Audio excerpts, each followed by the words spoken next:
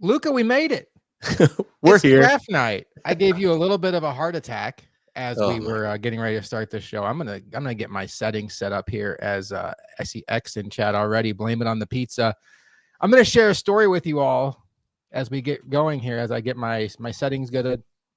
I texted Luka about 20 minutes ago, and I was like, "Hey, because he wanted to go live 10 minutes before the draft started. Because Luka's the organized one. That's like, hey, you know what?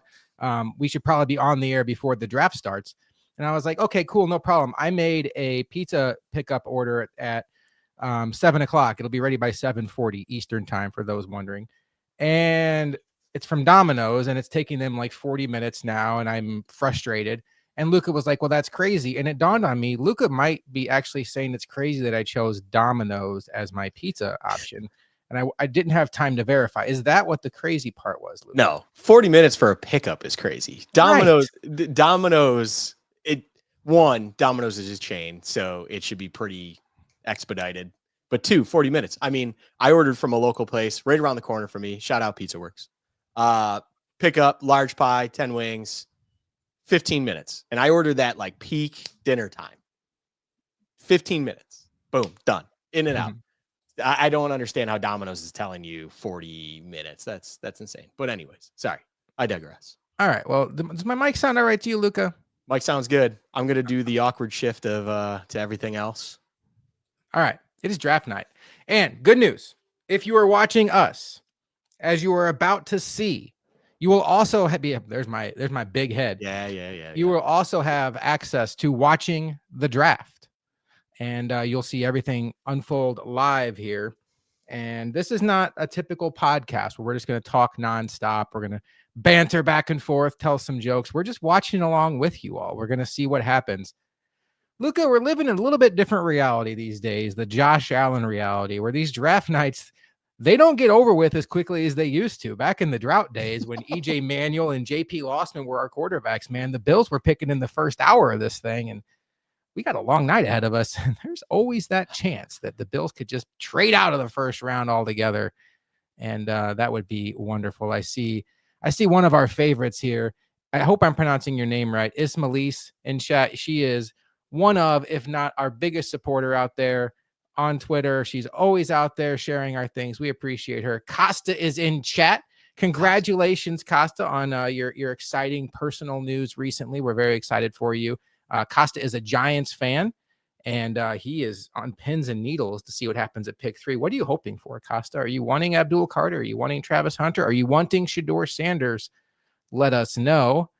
And I see Mrs. Luka in chat tonight. Not Mrs. Luka, Mama Luka in chat tonight, hanging out. So yeah, love the option to watch the draft too. Well, that is all your son, Mama Luka. He is the techie one here. I am just the one that shows up late and hasn't even started eating the pizza yet, which you all will see me do live and in time. So Luka, not much in the way of suspense with the first pick. It's going to be Cam Ward. Yeah. Are they making a mistake? Is Cam Ward a good enough prospect to pass on, say, Abdul Carter or Travis Hunter? And compounding that, is he that much better than, say, Shedeur Sanders, Dart, one of the quarterbacks they could get, say, in the second round or trading up in the first round? What do you think about the Titans' plan here of taking Ward? I think the floor of Cam Ward is significantly higher than all the other available options. So that's what makes him the number 1 pick in my eyes. I think if you're the Titans, they're going to be going with Cam Ward. It's not necessarily the safest pick, but at the same time, it's the safest quarterback pick.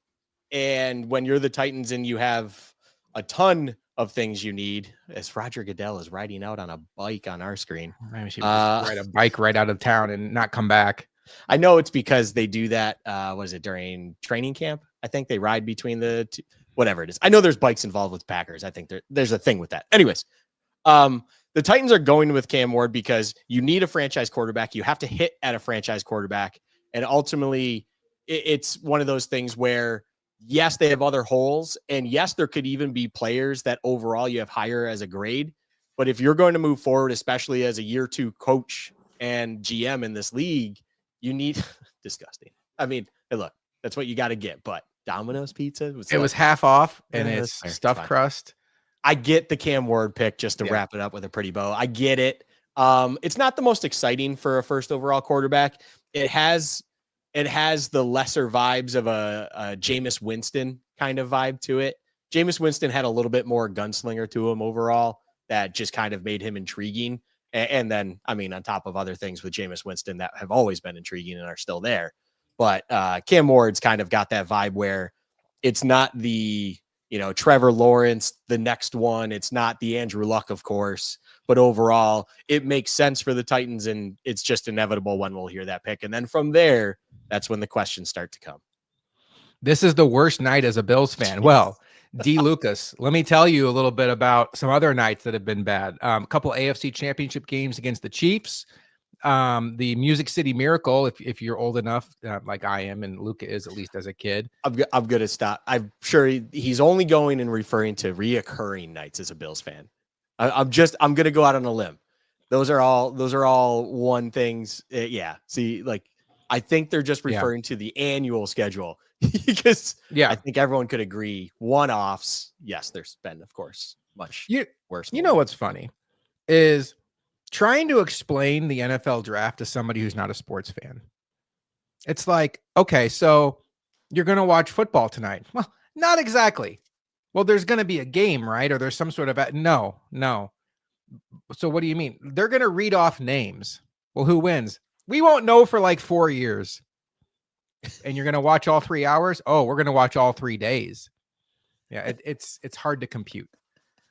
Thank you, Disney Party of 3. I do know who that is. That is my sister. How is the pizza? The pizza is fantastic. It is Domino's stuffed crust. Half price this week. They are not a sponsor. Domino's, if you're watching, go ahead and hit us up. We'll give you a, we'll happily take that. We'll aim big, but hey, it's free where you are too, Kip. I appreciate you watching.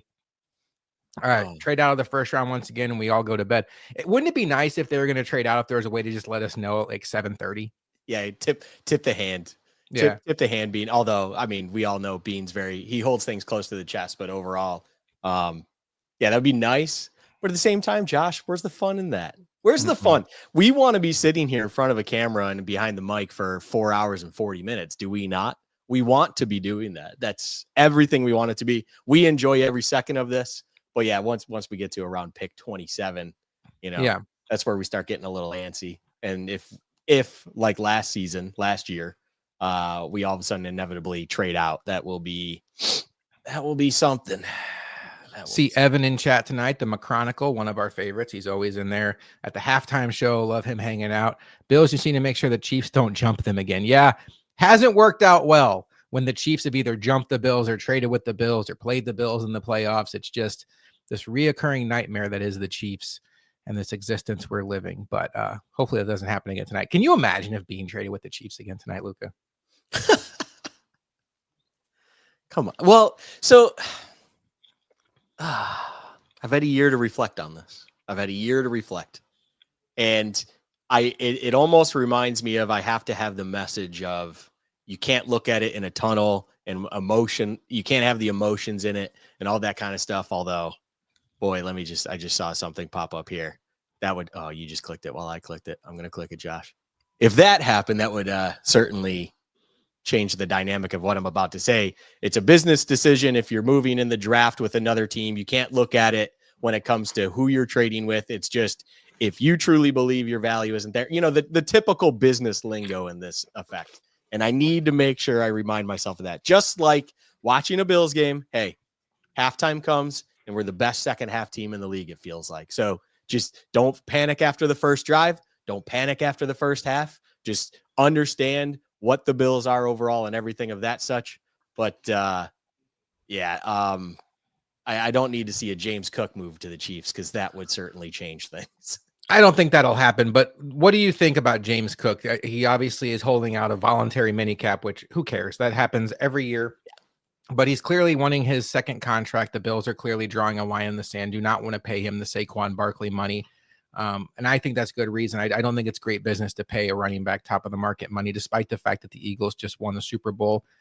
Do you expect James Cook to potentially get traded this weekend? This weekend? No. No. Possible, but I don't think it'll be that. I think overall, I feel like Brandon Beane would ultimately want to reassess his board being the roster itself before making a decision like trading James Cook. And I think there's a general, at least from Beane's side, I would imagine, especially because he likes to keep draft picks in house, he wants to try to make it work, but also, as we know, they're far apart. So ultimately, how far apart are they in talks and kind of where is it going to go? So yeah, this should be interesting, but I don't see it happening this weekend. I got a text from a buddy just now. He's funny. And look, you got to keep in mind, he's a hockey guy first, and he doesn't have an NFL team because he lives in St. Louis. The Rams broke his heart. But he just said in our group chat, can we all agree that going to the NFL draft is the ultimate loser move? And like, I would go to the draft, but I get where he's coming from. You're paying money to watch names get read. Yeah. So I had a thought on this too, because I don't know if you saw the clip of Beane talking to Eric Wood on his podcast, but they talked about the prospect of trying to get the draft in Buffalo, say in 2028 or 2029. And it sounds like there's a real shot, or no, it was with Sal Capaccio. And there's a real shot at he talked to Beane and others, and they're trying to make it happen. And they're seeing if between that and the NFL, if they can make 2029 happen, maybe 2028 can happen, but there's a real shot at 2029. And I thought about it and I was like, when would be the best time to go to the draft, Josh? It's not night 1. It's not night 2. It's day 3, when really it's just a reoccurring thing and you can just enjoy the experience and you don't have to feel like you need to see the stage. There's not a set. You're just enjoying the environment because that's what the draft is. I thought about it. If I were to go to a draft, I'd want to just go then, because at least you can say you experienced it, but you're also not concerned about how you're standing, 300 feet away from the stage and you can't see anything. And it's like a waste of your time almost, in a sense. I feel like, yeah, I'm with you, Costa. I would go too, but it doesn't, I don't think it's something that we should be proud of. I agree with what D. Lucas says too. I think the city depends on it too. Like when it was in Vegas, a great excuse to go to Vegas. When it was in Nashville, fun ass city. When it was in Kansas City, I mean, you like barbecue. When it's in Green Bay, I mean, I don't know. I think the house bars. You get to go to all the house bars, Josh. That's what it's about. Oh man, again, this is okay. I'm old man, get off my lawn moment for me. This draft is 10 minutes per pick. There's 32 teams, and this thing was supposed to start at 8:00, and we have done a 10-minute pregame show now. Can we at least put the Titans on the clock? They're on the clock. Do you see it down there? Oh, there is a clock. Okay, good. What are they waiting for? You're disguising it with all the comments. You got to make sure you're right. You're right. They're on the clock. What are they waiting for? I framed it so you can still see the clock, and you should still be able to see picks, but you can say there's convenient black blocks in places that there could potentially be any sort of graphics or anything else that may run us into issues out there for any AI bots or anything that are trying to scan us and take us down. We're a little program here. We're just trying to show everyone, the good people, what things are going on in live time. Field Yates looking dapper out there. I don't expect we'll see Shannon Sharp on this draft coverage, Luka. He seems to be busy with some other things right now. Jeez. It's 8:12 on the East Coast, and we're bringing it up, Shannon Sharp. I've already made you uncomfortable. It's a long night, folks. Only one piece of pizza in. Oh my goodness. I don't think we need to touch on that one right now. Touch on? Okay, yeah. Good for me. Laura Rutledge there. I think, by the way, one of the best on ESPN. I think she's a superstar. Let's see, what does Costa got going on? Abdul, Dexter Lawrence, Brian Burns, and Tibbs. That's a nightmare. There's been some talk, Luka, that the Giants could be floating Kelvin Thibodeau in a trade package. I've been seeing that stuff. Yeah. You're absolutely right. I've been seeing that. I don't know if that's just stemming from the assumption that they can't make all of those players work, or where that's coming from. I don't see. I haven't seen anything that makes it sound like that's actually coming from the Giants. I feel like that's just more of a speculation thing at this moment in time. Just overall, I mean, could they be doing it? Sure. But ultimately, I don't. Why? What's the problem with having too many pass rushers? I don't. It must be nice having so many pass rushers. So yeah, we will have to see on if Thibodeau is available. But overall, I think as of right now, it feels like it's just you have Burns, you're going to draft Abdul. What are you going to do with Thibodeau? It's like, oh darn, we have a third guy in the wheelhouse to bring in. Yeah, I don't know. I don't see it yet until we hear maybe, Dable talk about that anything's on the table or something, some comment like that where it's like, okay, all right, maybe there's something to it. You wonder if maybe it's a situation where, projecting ahead later tonight, let's say Shedeur Sanders makes it past the Steelers. He gets to where the Bills pick. And the Bills need a pass rusher. They don't like who's available. And the Giants are like, hey, we'll give you Thibodeau. You give us your pick, and we'll throw you like a second or a third. I don't know what the math would be on that, but they could use him in a trade package to get a quarterback if they were to like Sanders or Dart. But I'm with you. You can't have enough of these guys. You saw what the Eagles did, bringing them in waves. All right, here we go. Am I going to win money? Oh, I totally forgot about that. I wish I tried to pump in the sound this year, but I couldn't make it work. But overall, yeah. All right. So in October, what I meant by that, Cam Ward is the pick for the Titans. Is in October, I watched a Miami Hurricanes game. I watched a bunch of Miami Hurricanes games. Shout out to X, by the way. X and Luka got me really into college football this year. And I loved watching the Hurricanes, man. And after about the second or third time I watched Cam Ward, I was like, this kid is special. So I just threw some money out there on him being the number 1 overall pick because quarterbacks are always going to go high. I was well aware who Travis Hunter was. And I thought he was the best player in college all year long, still do. But I thought, hey, there's a real shot this guy could be the best quarterback out there. And then I was not impressed with guys like Carson Beck, who ended up actually taking his spot in Miami, and Quinn Ewers, who is in this draft as well, but we'll not hear his name called tonight. So the Tennessee Titans have their quarterback. If you don't, Jaguars, this has got to be the Jaguars. Yeah, this has got to be the Jags. Yeah, there it is. Cleveland's trading to the Jags. That's actually happening. So, I got to do some typing. This has to be for Hunter, right? Yeah. Schefter said all along they've been desperate for a playmaker. Abdul Carter. You would imagine it has to be for Hunter.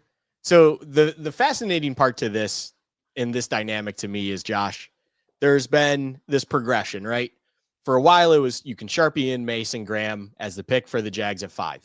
Then all of a sudden, about a week ago, you were hearing everything about how they really were looking for an offensive playmaker, as you kind of even mentioned there. And even people were going with, it's going to be Genty at 5.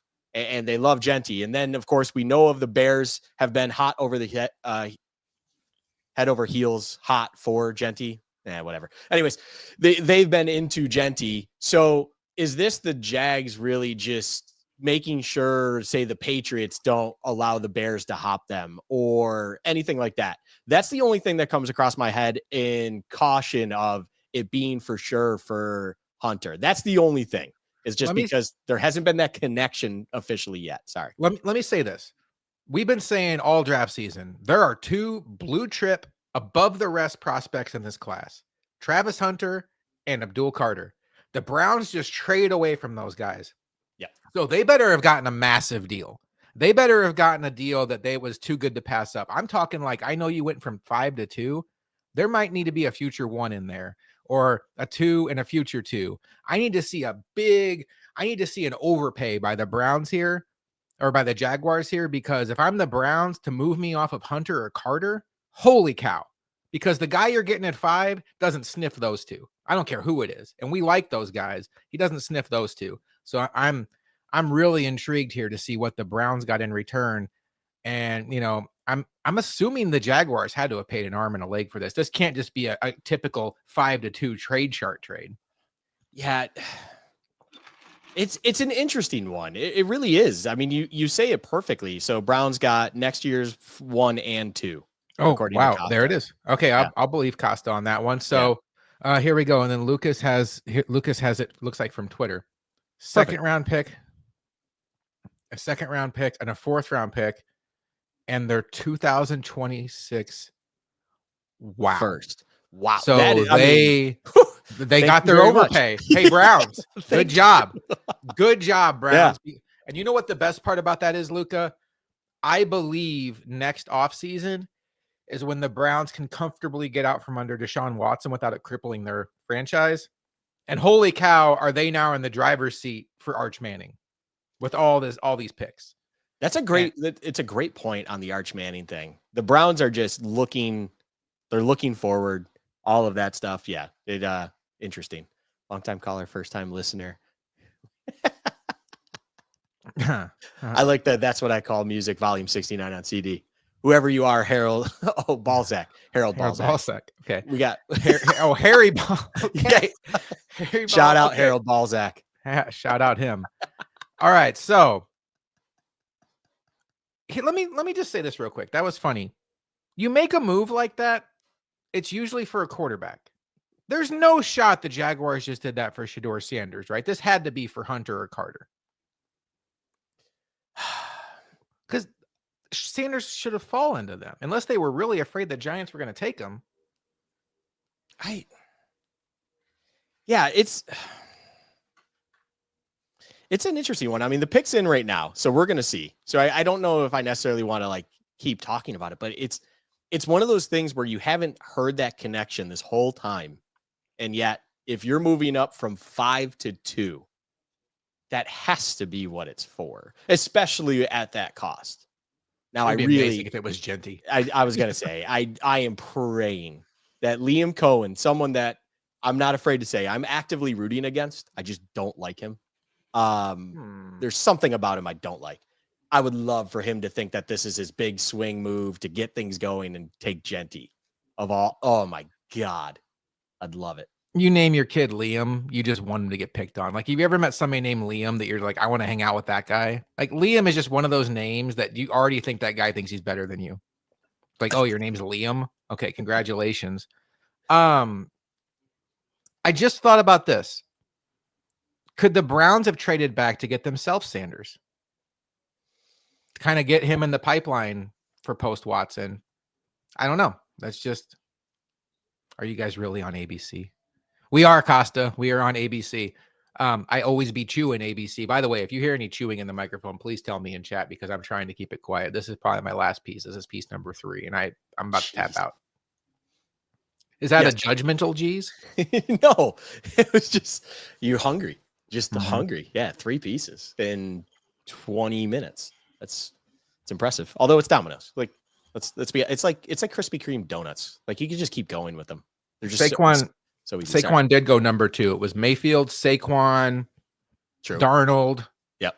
And then 4 was Denzel Ward. 5 was Chubb. 6 was Quentin Nelson. Then 7 was our guy. Who was Josh 7? Allen. Yeah.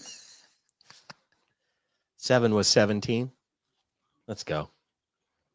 In the words of The Rock, let's see if we can smell what the Jaguars are cooking. Oh yeah. Come on. Goodell's talking. He's yapping. Talking. Who's that? Talking. Yeah, I'm trying familiar. I've been trying to figure that out too. That looks like current NFL player. See, I was thinking like a past one, but you're right. It's probably a current one. Yeah. It looks like a current NFL player. It looks too big to be Heinz Allen. Oh, it's not Heinz Allen. I mean, they're talking Walter Payton Man of the Year. So I would imagine there's a connection there. Who was the Walter Payton Man of the Year this year? I don't know. I just know Josh Allen was the MVP, and I turned off the show. Well, that was at the end, Josh. Oh, wait. Walter Payton is the one that they announce after, isn't it? Eric Armstead. Should have been a Bill, buddy. Remember that like 2-hour period where we all thought he was going to be a Bill? Yeah. That was pretty lit. Good times. I mean, there's a lot of infamous Bills like in that regard too. So, all right, he's announcing the pick. I hope he's keeping it short and sweet here, but they're doing a camera pan, which is really frustrating. Everybody has to go up and give their speech. I'm the Walter Payton Man of the Year. I give back to all the kids. Let me talk about how great I am. I sound really insensitive right now. Yeah, he's doing a whole speech right now. Oh, I can faintly hear it in the background. Yeah. Mm-hmm. For anyone, if you see me looking out in the distance, I also have it on a TV behind, so I don't have to just look on this screen and stuff like that. Because as much as I see Josh when we do all of this, sometimes I just like having it on a bigger screen elsewhere.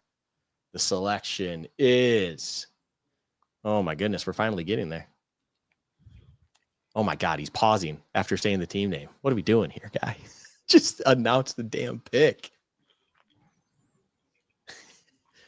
These Jags fans just standing there, like just paused.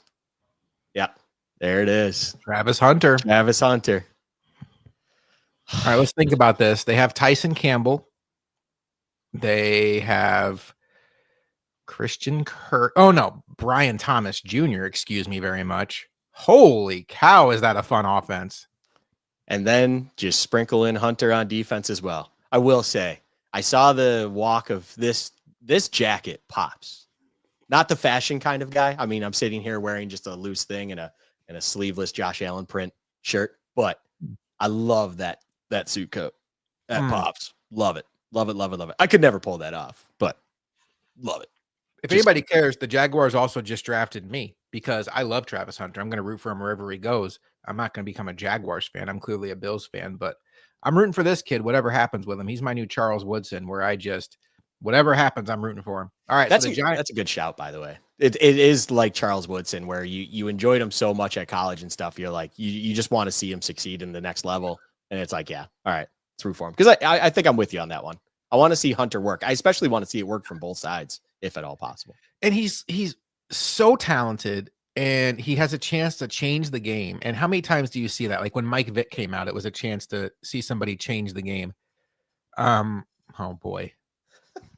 I need to know who Harry is right now, because Harry is definitely one of your friends. I have my guesses, but I'll leave it anonymous for now. But I have my inklings. I will say that. It's a good shout though, Barbenheimer. I like it. All right, so go. Now, Bills fans, I want you all to think about something as the Giants are on the clock. Back in week 18, the Bills' third stringers took the field against the New England Patriots, who had the number one pick in their pocket. And the New England Patriots proceeded to go out there and beat the Bills' third stringers and fall all the way to the fourth pick, costing themselves for sure Travis Hunter and most likely Abdul Carter. But they got to win that day. Granted, the quarterback from that game, Joe Milton, has been traded to the Cowboys, and the head coach that day, Gerard Mayo, is no longer the coach of the team. But otherwise, great win for team culture. Congratulations. You cost yourself 2 generational blue chip prospects, but you got that meaningless win. And you cost yourself a pass rusher who would have been giving Josh Allen nightmares for the next 10 years. So thank you very much. I can buy we need to make sure we have culture, right? You want to make sure tanking, is not something that can leach itself and embed itself in an organization as deep as it can potentially be. We see that in other professional sports where tanking has led to historic runs of failure. I'll just leave it there. Anyone else that's watching this can probably assume where that leads to. But there are moments where you should accept that losing is a win. And what the Patriots had at hand was exactly that. And for that alone, for them to sit there week 18 at home, when every fan in there is actively rooting for them to lose, even the team you are playing wants you to win. We were both going for the Patriots that day. Like you have to, the goal is to lose because a loss is a win. I'm not saying you have to do that from week 5. I'm not saying you have to do that from week 8. I can understand up until you get to the double digits, even if you're a bad team, that's where you try to instill culture, try to win some, and just see how the season breaks out.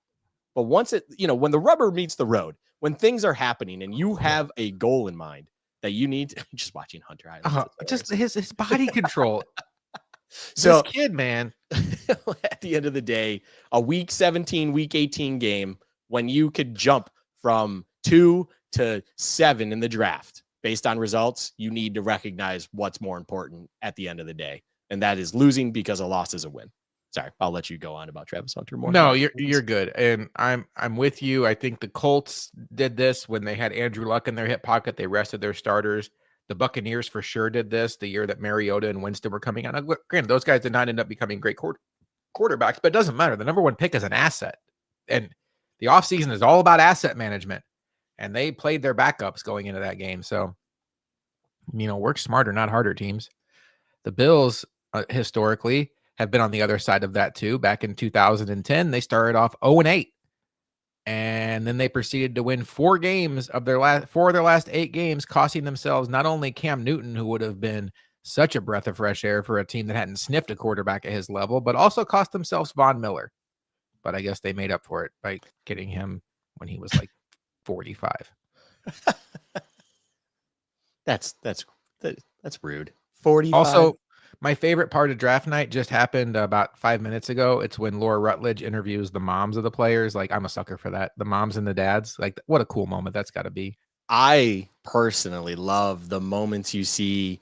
You see it less in the green rooms because I feel like they're almost a little bit more organized as the Giants are about to make their pick. So I don't want They did not trade out. We'll have Costa's moment here. I mean, imagine if they just didn't pick Abdul Carter here. All right, they must have. The fans are happy. Yeah. Abdul Carter. Shocker. Ooh. No, my favorite though in this is simply when you see the moms boxing out girlfriends and other non-significant people. When you see those moments, those are the best. Those are the absolute best. When it's like, get away. This is my boy's moment. This ain't your moment. F off. And then the moms who continue to do it once they're in the league. Shout out to Jaden Daniels' mom. Yeah. Who just everywhere he goes, if there's a girl near him, she's like, nope. And hey, mom's smart. She realizes son may be, rich, famous, superstar athlete, but he's in his early 20s. Early 20s guys can make some mistakes. Mom's not about to let him risk that. Costa is a very happy man. Abdul Carter is a very happy man because you succeed in that city, man. You can go to the Hall of Fame. That is a bright lights fishbowl team.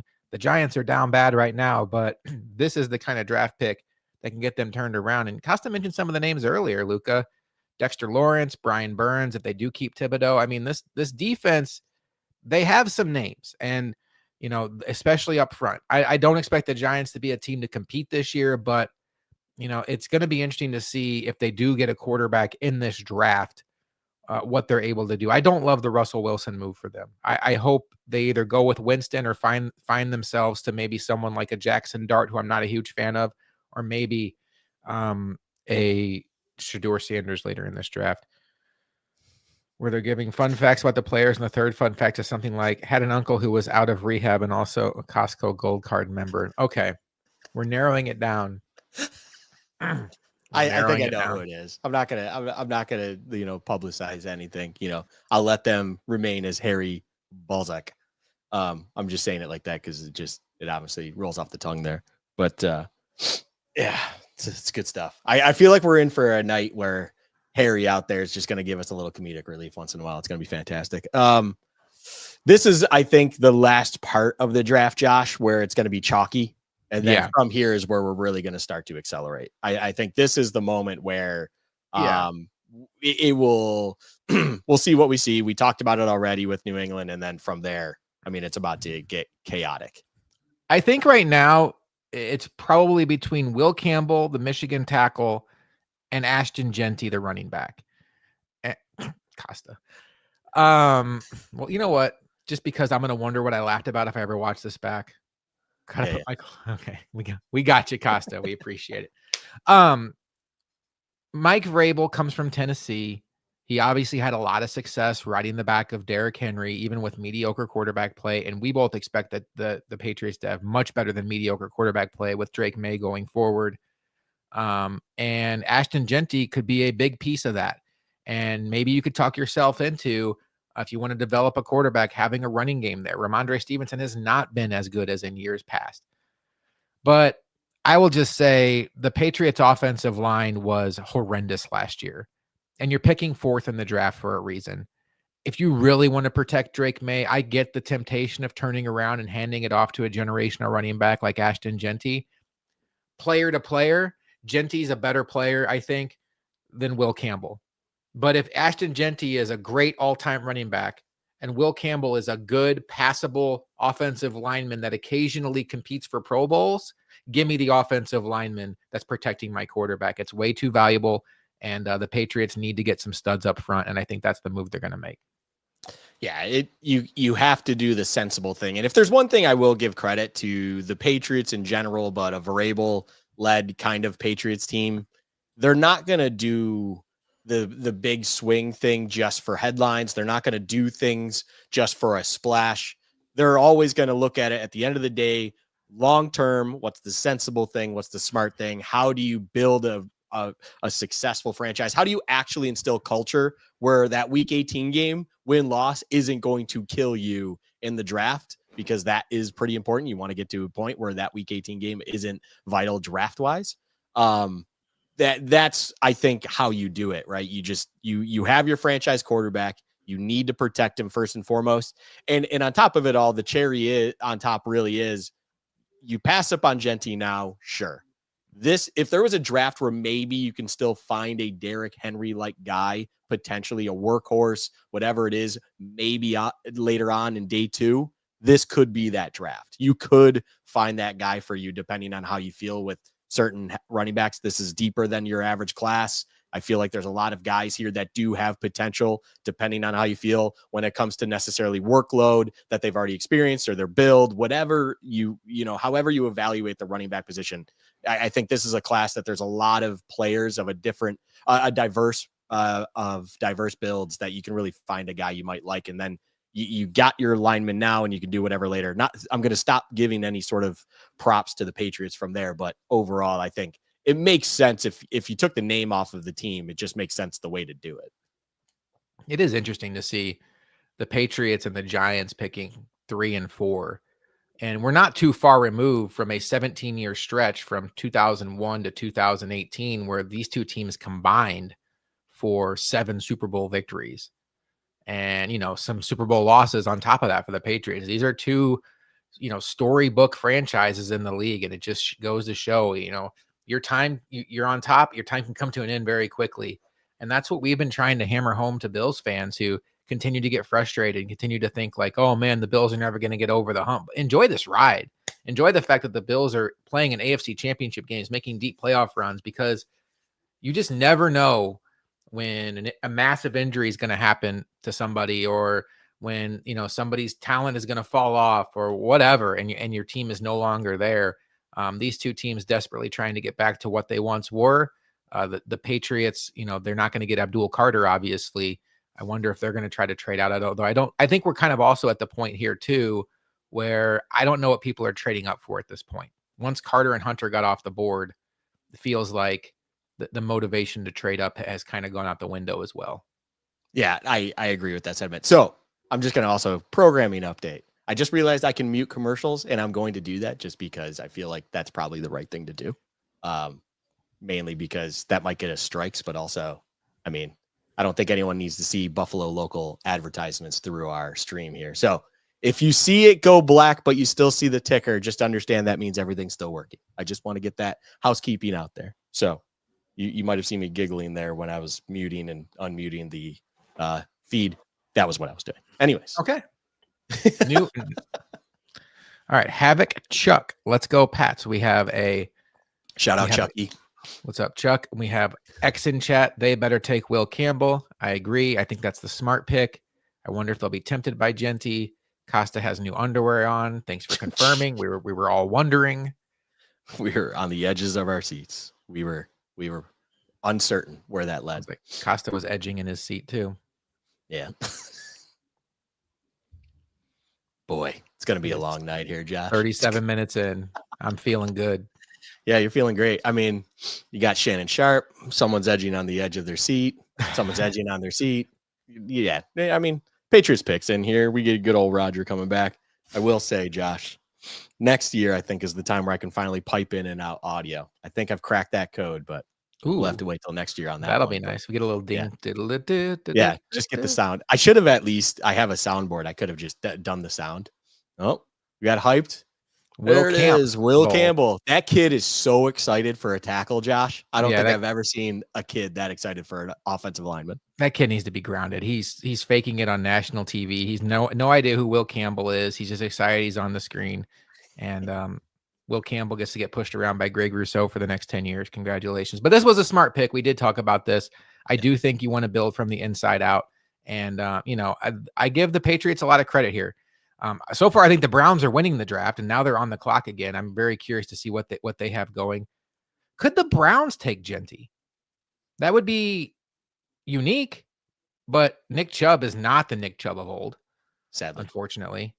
What a fun player he was. Although he might be an example of why you don't take a running back high, because all it takes is one really bad injury, and future guard, says Costa. We shall see.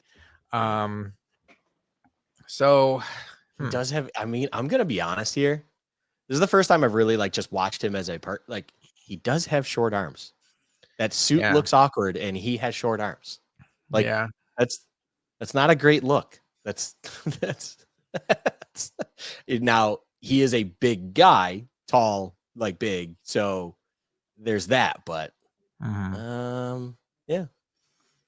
I mean, far be it from me as someone who just ate 3 pieces of pizza in the first 30 minutes of this show to fat shame somebody, but he doesn't have like that chiseled offensive lineman look to him that you would expect to see in the top 4. Yeah, he doesn't. No, that's a great point. There's something about him that just feels Fat? I'm not gonna say he's Oh, a sorry. bust, but I'm not saying he's bad either.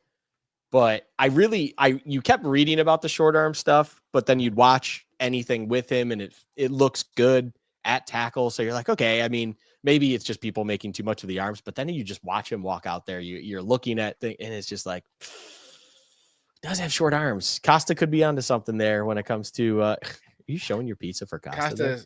Costa said that's rookie numbers. That's 3 slices of pizza.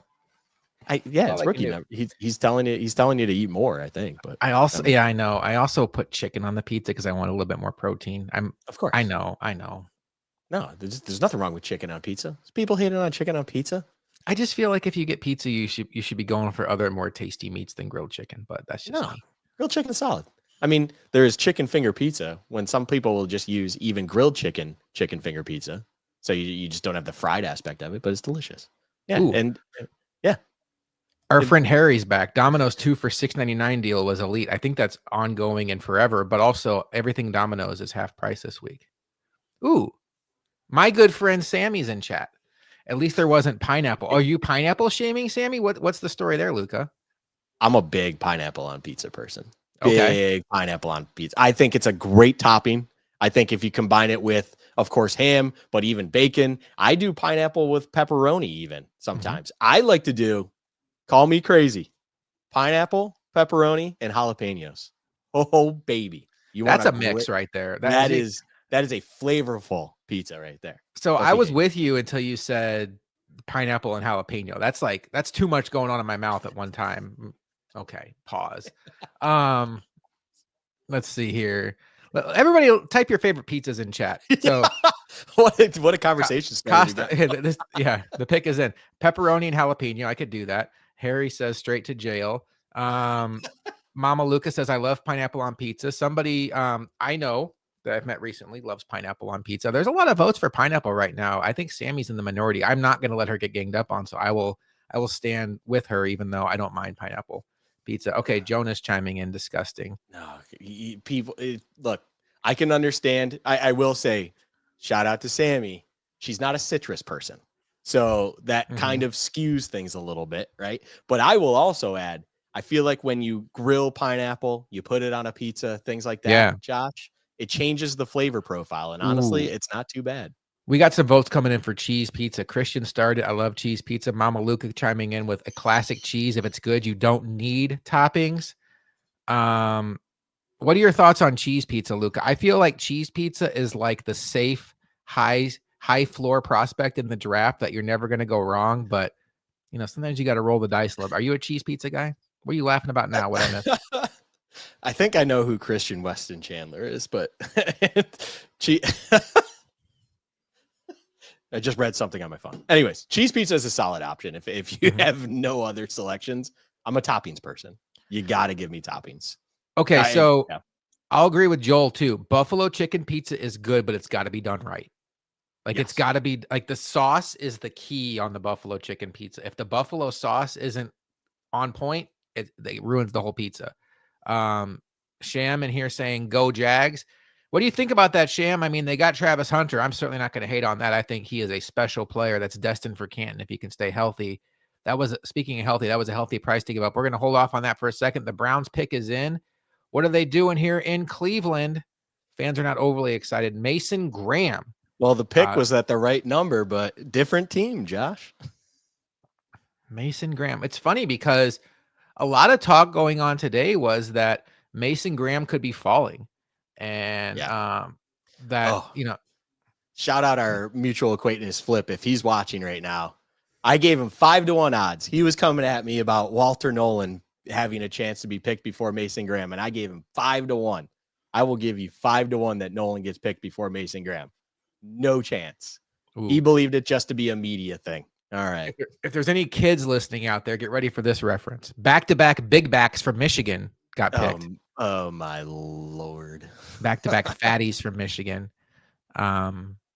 This is not the same thing as Will Campbell, though. Mason Graham, Luka, we talked about throughout the entire process, probably the highest floor of anybody in the draft. And when you say that, you're like, oh, he's safe, no upside. No, he has upside, but it's hard to imagine how he busts. Like at worst, he's going to be a solid rotational piece on your defensive line. And I think at worst, he's Harrison Phillips, somebody like that just gets a solid second contract from a different team, but he's got so much more upside than someone like that. And I did not mean to make the Harrison Phillips reference because they both happen to be white. Stokes will be making fun of me. Stokes will be on here in a little bit, by the way. He's out to dinner because he's draft night. Got a God. Get him a body bag. I mean, 3 weeks ago, I'm like, Stokes, you want to come on the draft show? He's like, no, actually, we have dinner plans that night. I'm like, 3 weeks out, you have dinner plans on the draft. I mean, on draft night. It's if draft night was Friday night, that'd be one thing. It's a Thursday night. She's letting you know.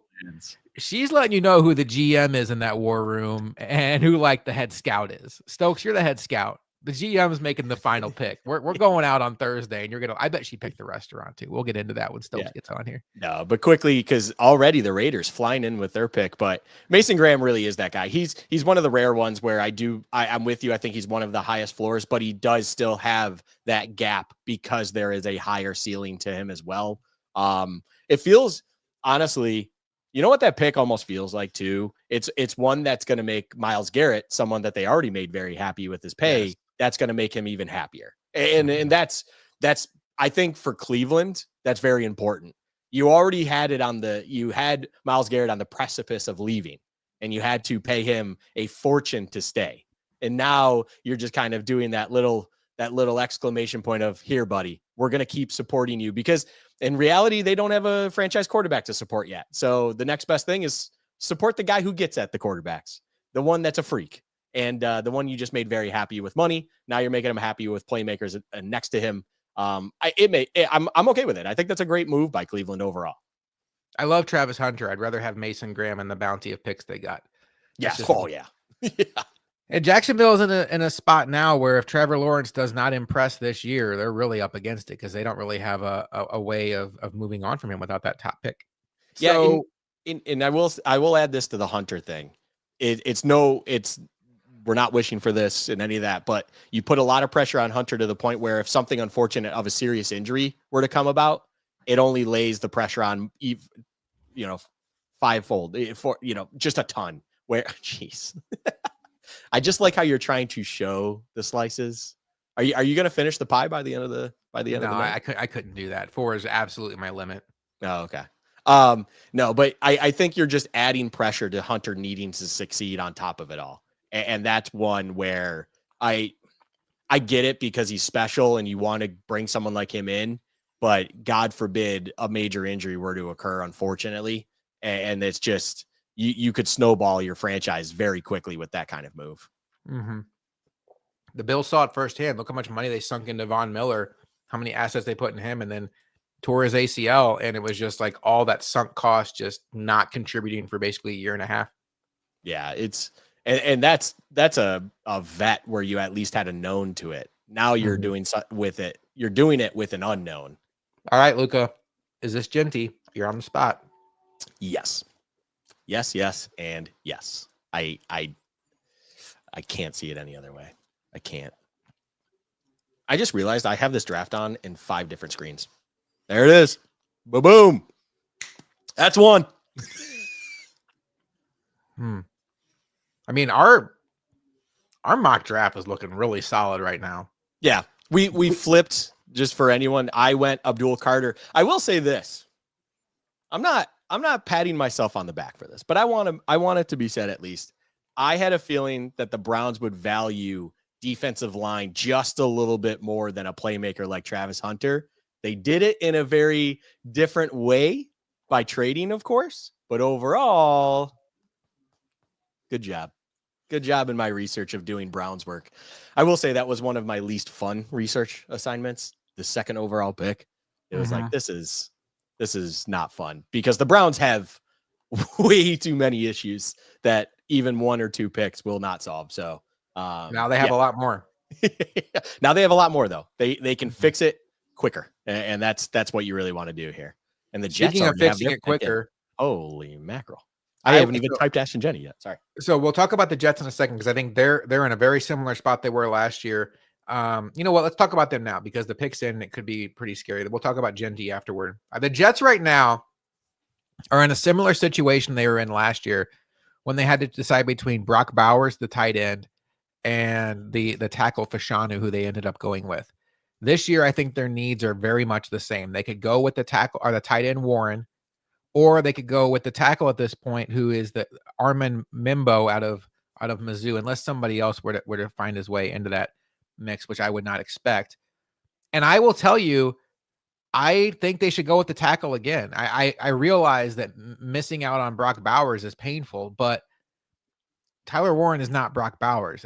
Nobody in the league right now is Brock Bowers, and he is not that. He's a 4.7 tight end, and I get he would improve your tight end position, but like I told Luka, you've never looked at a bad team in the NFL and said, they're bad because their tight end stinks.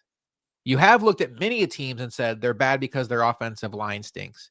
I think the Jets need to keep pumping up front. Aaron Glenn comes from Detroit, where they had blue chipper upon blue chipper upon blue chipper on the offensive line. I think the smart move is to go with the tackle.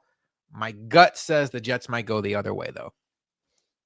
I always put it this way, Josh. I feel like I said this on our mock show. I say it. I feel like every time in draft season, there's a ranking to positional value, and that is something I feel like you must always hold in consideration, especially draft season. Number 1, quarterback, franchise quarterback. Number 2, a thing to get at quarterbacks. Number 3, the thing to protect quarterbacks from those things that are trying to get at them. Number 4, the thing that will help quarterbacks, being weapons, primarily outside receiving weapons. And then number 5, those things that you need to cover those weapons that are trying to get the ball from the quarterback. Those are that's the order of importance in this when it comes to positional value. And if you're the Jets, the prospect of Tyler Warren, especially after what happened with Brock Bowers, it feels daunting to the point where you must make that decision. But catch me, man, 2 AFC East teams I'm about to give props to here, Josh, in one night. I think last year showed the Jets may be able to do the smart thing. And that was because that is ultimately what they did. They recognized that they need to get better in the trenches. That's very important to them in succeeding long-term. And they had the chance to get Brock Bowers, which in my opinion was even more of a sure thing at the tight end position as a receiving threat than you have with Tyler Warren. As great as Tyler Warren is, I'm not taking anything. I think he's a little bit more of a dual capacity than Brock Bowers, of course, for a true tight end compared to the receiving threat that Brock Bowers is, although that receiving threat is incredible. They made the right decision. They're trying to bolster that offensive line, finally correct that after doing a lot of Band-Aids for years and years. And I'm going to say, Josh, I really think they're going to do the sensible thing, the smart thing, and just make the trenches better. And it sucks to say that about, divisional opponents, but overall, that is what they need to do, because this is why they're picking so high in the first place. The primary issue they have is they can get bossed around in the trenches, and you just can't let that happen. I just realized I have not sent the link to Stokes yet. I probably should do that. He might be like ready to go, and I haven't sent it to him. I'll address this one. Shout out Joel. Hey guys, longtime caller, first time listener. Listen, do you think Buffalo has enough hotels to host the NFL draft? I'll hang up and listen. Appreciate the question, Joel. I mentioned earlier how the Bills are trying to work on getting the draft in town by 2029. I think a lot is going to happen around the stadium, especially with the ability to build more hotels with the elevation, whatever they call that. So there's no longer that kind of, you can't build buildings said tall. You can actually increase your height and stuff, and they can actually build that kind of infrastructure. It's going to go through a bunch of government red tape, of course, but overall, I think by them projecting 2029 you would like to assume they're going to be able to get certain things to pass, understanding that the new stadium with things like this coming in will just increase the amount of revenue to the actual area and stuff and business, that you'd be silly to block those kinds of things. I mean, it's undeniable what the NFL is as an entity, that you need to try to endorse, funneling tourism and attractionism to the NFL and getting people to stay down there by the stadium, that I find it to be inevitable that eventually you will see a much better hotel situation near the stadium and kind of near the Bills facility. There's a school of thought that the NFL wants to reward any team that builds a new stadium by giving them a Super Bowl, and I don't think that the Buffalo ever getting a Super Bowl is realistic, given the size of the size of the market, the hotel situation. I mean, where Super Bowl is a whole different thing from the draft. I think Luka's right on point.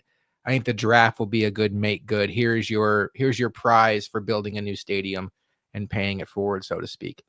All right, comes down to Warren or the tackle out of Mizzou. I mean, I suppose they could go wide receiver here as well. They did lose Alan Lazard and Devontae Adams this offseason, but it doesn't. I'd be pretty surprised by that. I'd be pretty surprised if they went like Tet McMillan, Matthew Golden, something like that. That'd be pretty surprising to me. I'm expecting Membo, Armand Membo. Hopefully I'm saying that right. There's always a couple linemen, Josh, I feel like every year that are high projected picks. And then, you have your Olu Fushanus and your Armand Mambus that it's like, okay. I love the way you keep saying Mambu. It's just he's got that vibe to him. Josh, he's got that vibe. I mean, he's a big boy. Membo. Yeah. Membo. I don't know.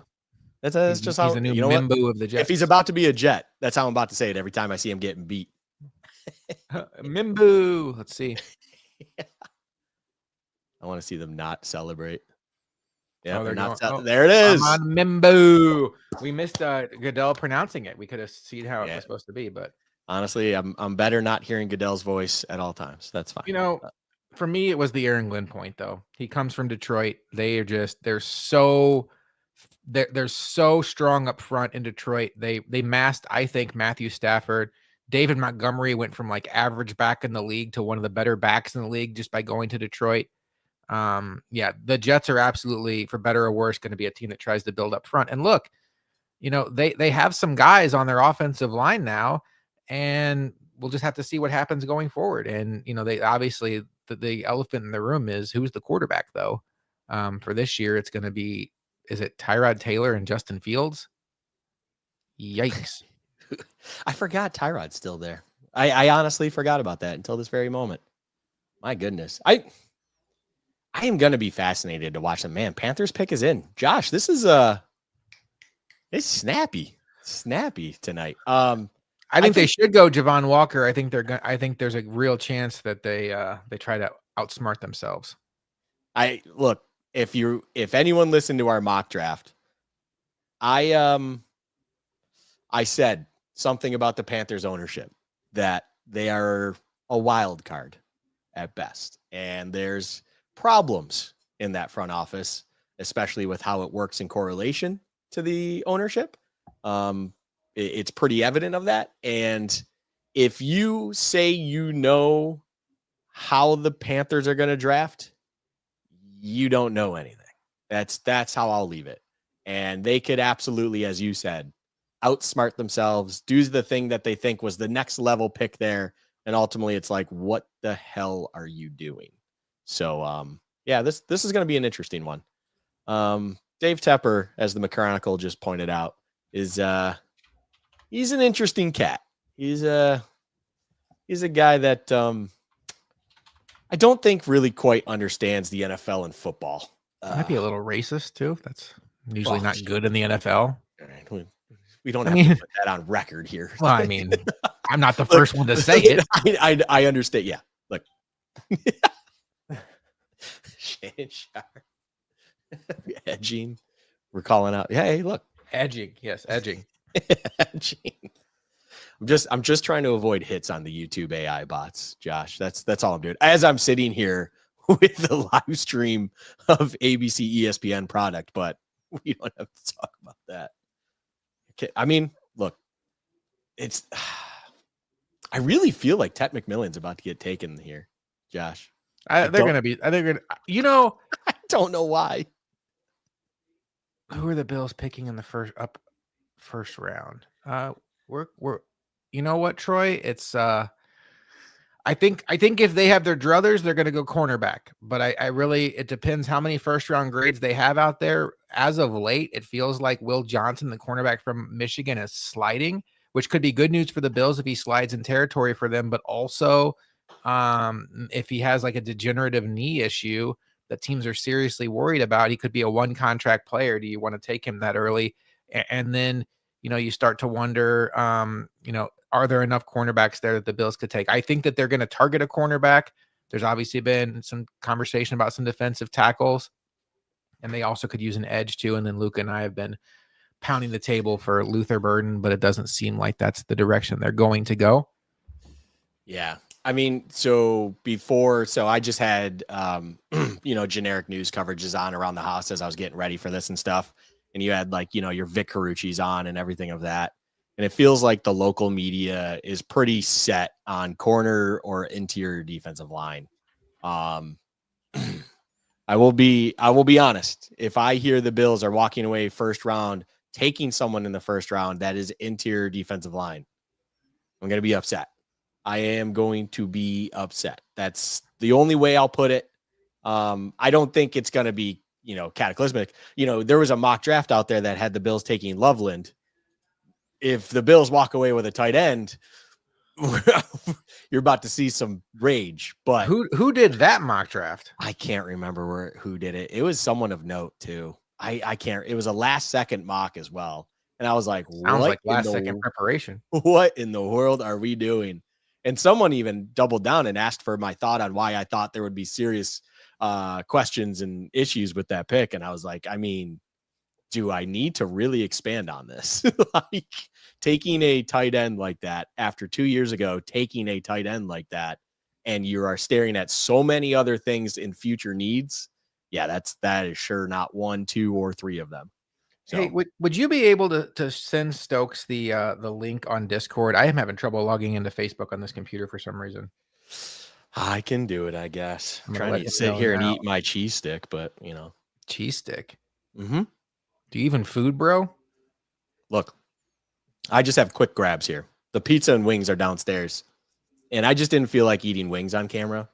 Something about that feels wrong. You have to reach a point in your life where you just don't care. You're sitting here with a backwards hat on. You got new scruff going on, and you got crumbs all in it, and it doesn't even matter. You don't even care. You're just like, hey. I'm also typing on 2 different keyboards and doing other things. I'm literally I'm just sitting here referencing rapists and racists. Accusations are flying out there. This was my thought too. What Costa said, Tet and Xavier seem very redundant. I don't disagree.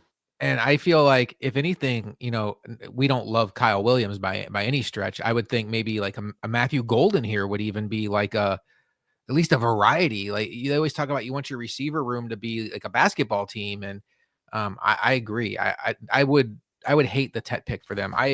I feel really good about the fact if I could get odds on this being an edge from Georgia, I'd feel really good about that. I just don't know which one it is. My gut says Walker, but I wouldn't be stunned if they went with the other one.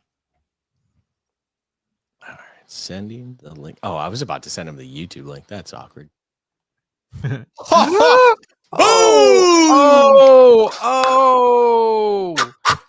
boom. Oh, boy. Research is on point right now. I am. Oh, my God. I'm in my bag, Josh. I'm in my bag. Oh, my God. Luka's ego is going to be out of control. This is why I love this season. Thank you, McChronicle. We appreciate it. We agree. What a terrible pick. Yeah. And let's not forget the best part. They turned that pick in the second they were on the clock. Like they didn't even entertain an offer. They were just like, we got our guy. Yeah, you knew you were going to get your guy because, unbelievable. We did our mock draft show. I had the Panthers pick, and everything I kept reading was, of course, it won't make sense. This is what they do, and they are in love with something that Tet McMillan brings. Josh would always talk about how he's got these intangibles, these measurables that certain teams will drool over. And there was a connection there that the Panthers seem to be one of those teams that were in favor of those measurables. And there's something about him and all of this and that. And whether the pick made sense or not doesn't matter. So yes, welcome to the show. The Panthers ownership is a disaster. The front office is questionable, and they just took Ted McMillan. So speaking of giving flowers, the first 8 players off the board are the first 8 players we had off the board in our mock draft. The only thing different is you had Carter 2 and Hunter 3. And also in our mock draft, I had the Saints coming up after the Panthers took Ted McMillan.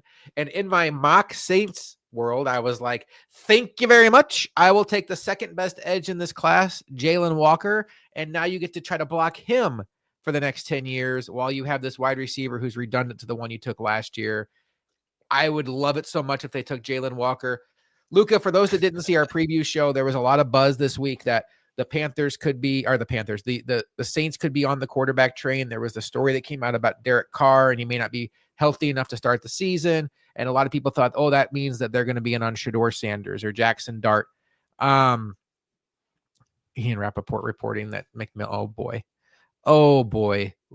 Ian Rappaport said that he went to Arizona State. That's dude.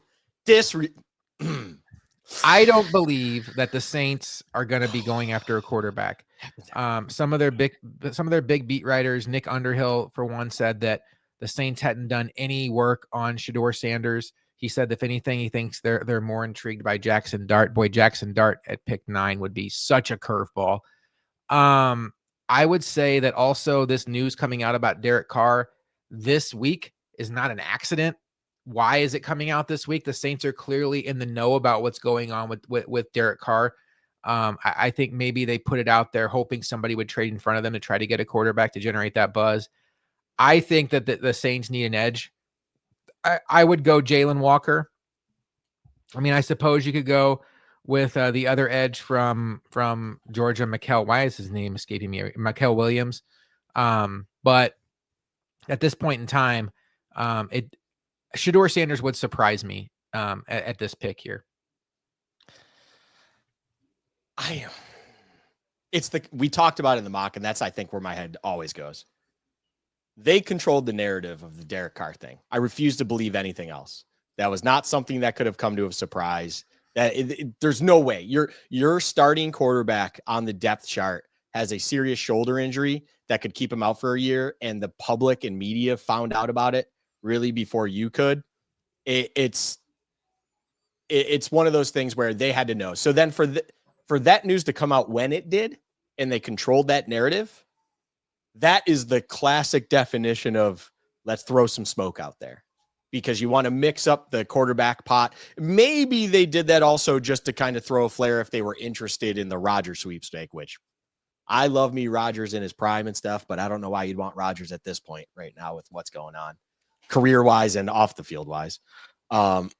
Overall, it's that thing where the Saints just wanted to mix the pot a little bit, just stir everything going on, and then they're just going to live their best life with best player available, most likely at the edge position or at corner, as you even brought up, where they've lost 2 big guys on their roster recently that they need to replenish. But I personally, when we did our mock and you ended up doing Jalen Walker, I thought it made perfect sense in my eyes. I fully support that thought process. And also that does kind of feel Saints-esque. And that's when we do our mock, at least on my side, I try to feel what a team tries to do traditionally as well, because there's always trends for a reason. But with that said, the pick is in. They're doing the fancy graphic right now. After this pick, I'm probably going to go empty my bladder and get a refill of something to drink, just so you all know, because it feels like we're due for a commercial here. That's fair. Yeah. And I want to say, Josh, just for anyone watching, we had Kelvin Banks Jr. He's a name that's been getting some steam this week, and there was some talk that he could be a top 10 pick.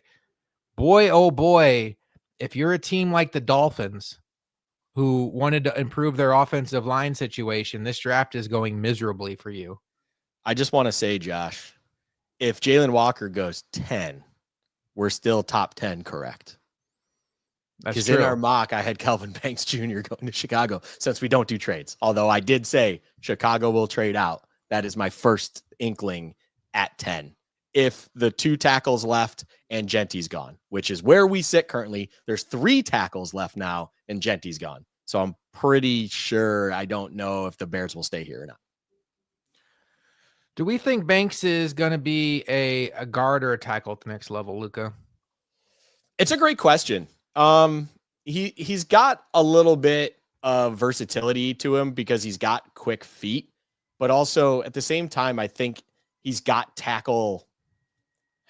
I say tackle, but at the same time, I'm not sure how the Saints are going to make that work because I feel like they're not set, but at the same time, they have guys. So I don't know their depth off the top of my head though, unfortunately. So I think he could be both. I genuinely, because I think his quickness is enough that could really plug in both ways. I don't think his size is an issue. You know, we joked about Will Campbell's arms earlier, and that's why it feels like guard material there.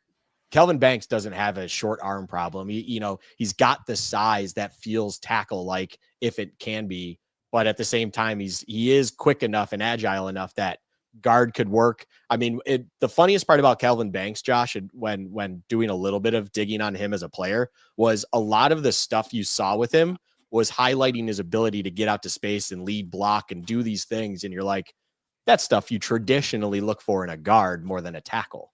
But at the same time, unless you're the Bills, I was about to say, living a good the life. Bills live in a life where they have those athletic tackles on both sides, and you can see just how great that is when you have 2 guys. Both your bookends can also get out in space, lead block, do everything you want it to do. That it'll be interesting. Bears pick was in right away. Tyler Warren would be interesting. You mentioned on our draft preview show, the Bears have a lot of tight ends, but I don't know if they have any good ones. Cole Kmet's okay. He's been solid since coming into the league. He just got a decent deal, but I could see the Bears going with another edge, although they did acquire Montez Sweat a couple years back. I think you were right on the money. My guess would be that they probably wanted an offensive lineman, but their pick was in so quick. Clearly they're targeting somebody. Yeah. Could they go with another receiver? Keenan Allen didn't really work out, but they still have Roma Dunze. I'm still really high on him. They still have DJ Moore. That would feel like overkill, I think. What's the move? What's Ben Johnson's move here? There's no running back you'd consider taking. Yeah. Defense.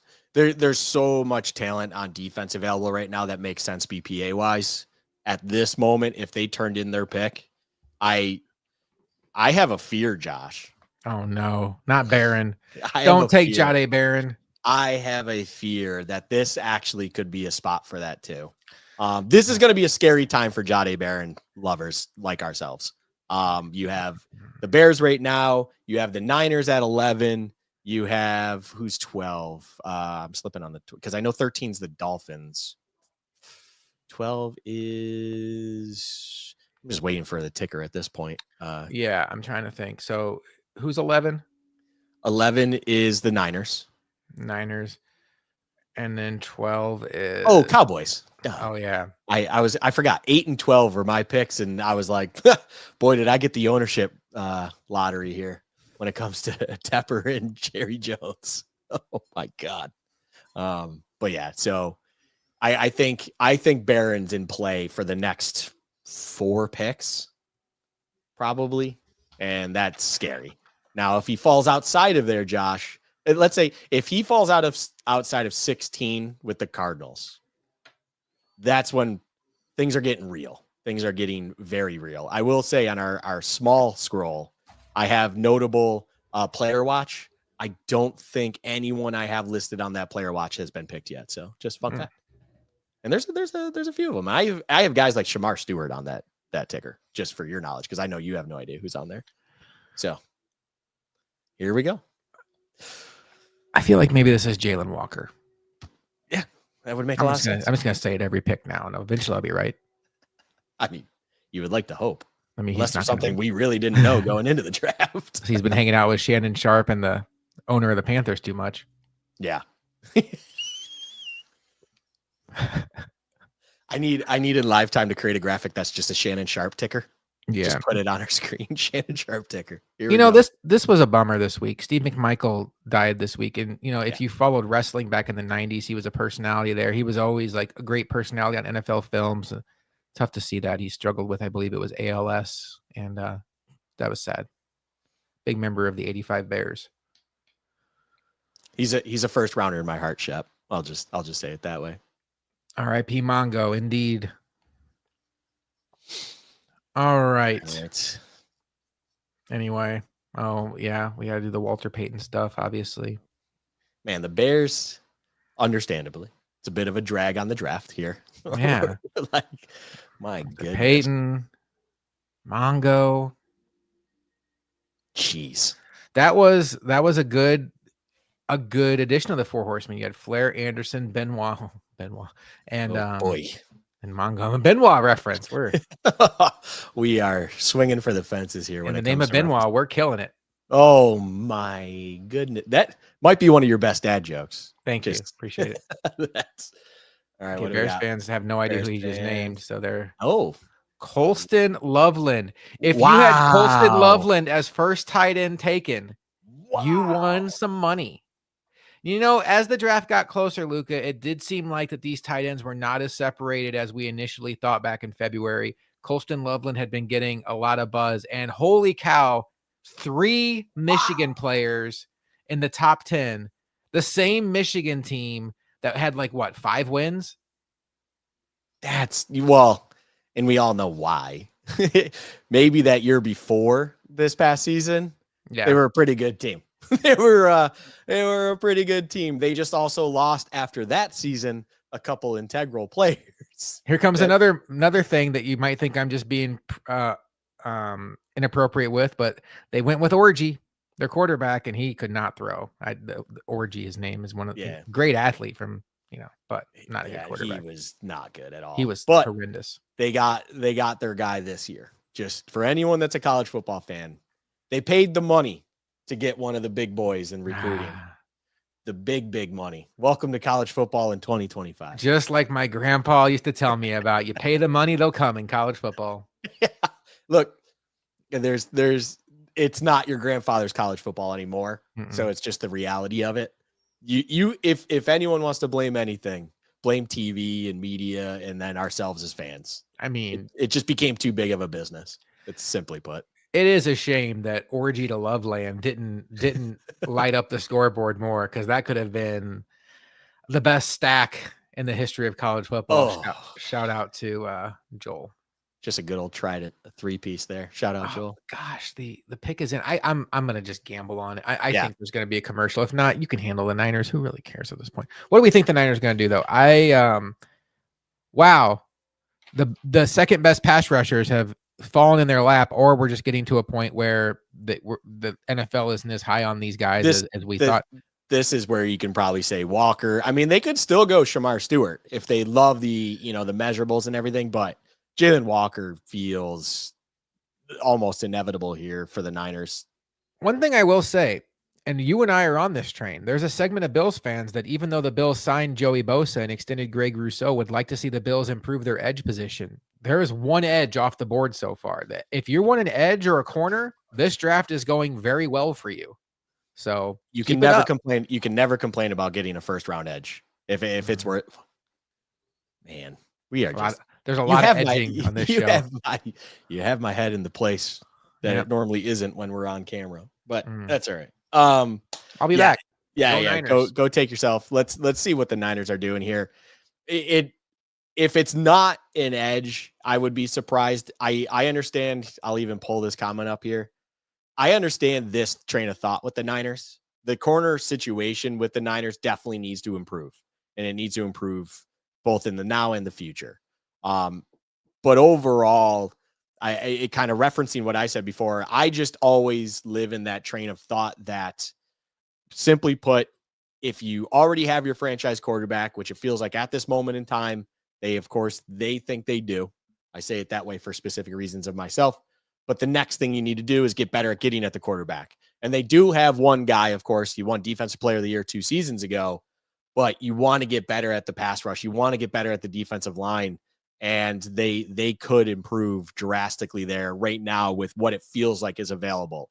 It feels, in all honesty, I wouldn't even say necessarily that the gap between the best edge and the best corner is too vast at this moment in time, because Will Johnson is still sitting there. And at least myself, and I think a lot of others do, think highly of a Will Johnson. Will Johnson feels like a great Niner. To Costa's point, if they were thinking corner, they probably are feeling great about it. And that could explain why the pick came in so quickly. But there are also others that believe Will Johnson has a little bit more concerns with him. We even saw Daniel Jeremiah put out a late mock draft that had him falling out of the first round entirely, which is a whole nother conversation. But you got Will Johnson. Josh in our mock draft had them taking Shamar Stewart. We're, of course, talking about individuals like Jalen Walker. You have Michael Williams, who I'm honestly a little bit more purdy to than a Jalen Walker. But overall, you're splitting hairs. There's so much edge talent on the board that I imagine they probably had a lot of them circled. And now they just essentially had their pickings for what they liked the most.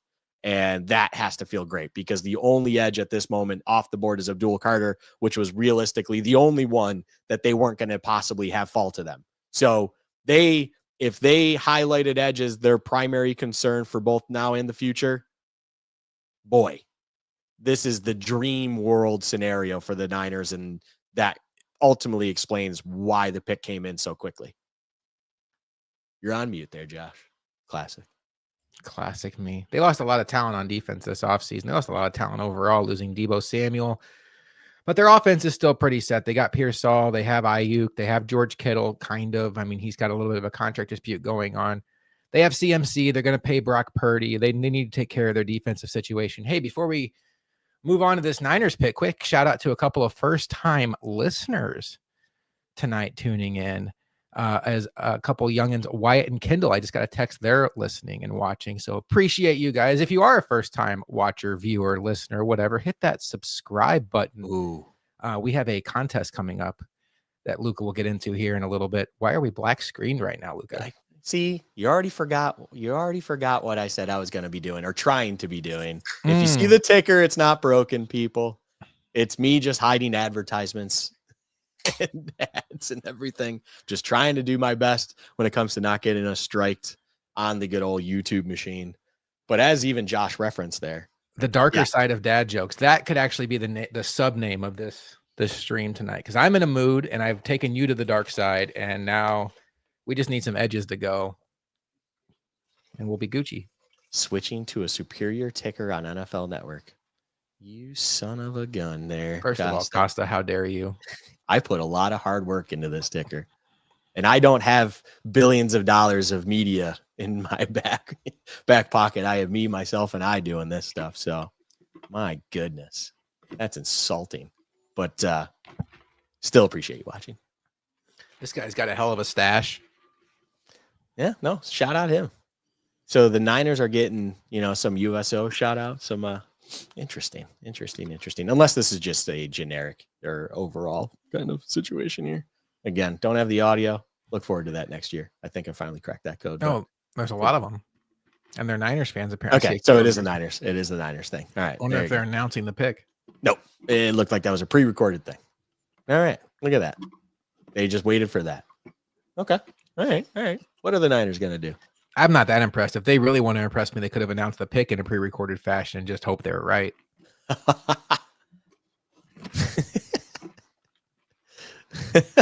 Oh, now Costa's realizing it's a homemade ticker. Oh, the backpedaling begins here. The backpedaling begins.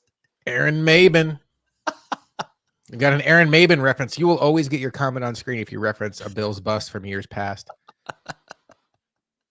Mikael Williams. So they don't go Jalen Walker. They go Mikael Williams, his running mate from Georgia. Look, these two guys, I think, are both going to play in the league for a long time. Mikael Williams is much more of like the prototypical size, length. All you had to do was watch the Texas UGA game and have some money on Texas. And these guys stole your soul that night when they dominated the Texas offensive line. Texas ended up benching Quinn Ewers for Arch. It didn't matter. They could not move the ball on Georgia. I had a feeling, even though there was some talk late in the process that Jalen Walker had surpassed Mykel Williams, I think Jalen Walker is much more of a, if you have a 3-4 defense, he's your guy, a stand-up rusher. Mykel Williams is much more of a, if you run a defense, he's your guy. Correct. He's much more like NFL prototype, fits every scheme. And, he's not as polished as Walker, but he's not that far away. And I think this is a really strong pick for the Niners, who, get a chance here to load up on some young defensive talent to replenish some of the losses they've had. The pick is already in for the Cowboys. I am in love with this so far. If a memo was sent out to the NFL, hey, don't take all 10 minutes, please. Like, you better, it's almost as if they're taking all the time, Josh, they better have a history report on why they did it and have to send it back to the NFL to justify why they did it, or else they get fined. That's what I hope the NFL did. Hey, if you're trying to actively, send us your phone records, you're actively trying to trade your pick, that's what's stalling it out. Okay, that's a justified cause. If it's not and you have your board, you should be able to make your pick in a timely fashion that takes a lot less than 10 minutes. Well, Luka had them going golden in his mock. Costa's very well aware of this, by the way. Don't pick golden. I think Costa just doesn't want to see what happens if I sniped 3 of them. Especially 2 with crazy ownership where it's ultimate wild cards and you really honestly shouldn't understand what the heck is going on. Sorry. If they pick golden and Dallas fans don't like it and they shower it with booze, would it be a golden shower? Oh my God. People come for the draft and stay for the jokes. Jerry is on the phone right now. He probably is not actually talking to anybody. I don't want a speedster as wide receiver 2 there. Yeah, and I think I had this weird feeling about Golden when he ran the 4.27. I almost wonder if that hurt his draft stock. Like there's a point where you run so fast that you get pigeonholed as just a speed guy. You know what I mean? Yes. Where I know exactly. I think he's an all-around guy, and if he ran a 4.37, he wouldn't be that way. But it's Tyler Booker. Whoa. Holy cow! Wow. Dolphins fans are in shambles right now. First of all, hey, Dallas Cowboys making a smart pick in this economy. Dolphins fans, they needed to upgrade their offensive line. Good luck, because the 4 best offensive linemen are gone in the top 12 picks. We talked all the time about how this being a defensive draft, and look at all the offensive players going off the board. I give Dallas a lot of credit for this pick, Luka. I think Booker's the kind of guy that he's going to instantly upgrade their run blocker. He has an interesting running style. I got distracted by it. I'm gonna refocus. But I think this is a solid pick for the Cowboys, who, you don't have to go back too far. They were winning games with DeMarco Murray at running back because their offensive line was so good. They need to get back to what made them a great team. And you got to keep Dak Prescott healthy. It's the sensible pick.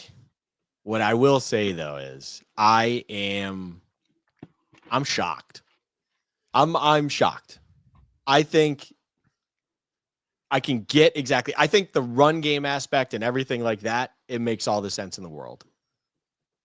It just doesn't feel like a real Jerry Jones pick, which is now making me wonder who's calling the shots at the end of the day. There's no way Jerry Jones has conceded the final say, but I mean, Josh Simmons, if he wanted to go offensive line, feels like I'm not going to say it's a bad pick, but it's just surprising. I have no other words. It is just surprising. I think there is Costa's saying it here as a Giants fan, just everyone to be understanding.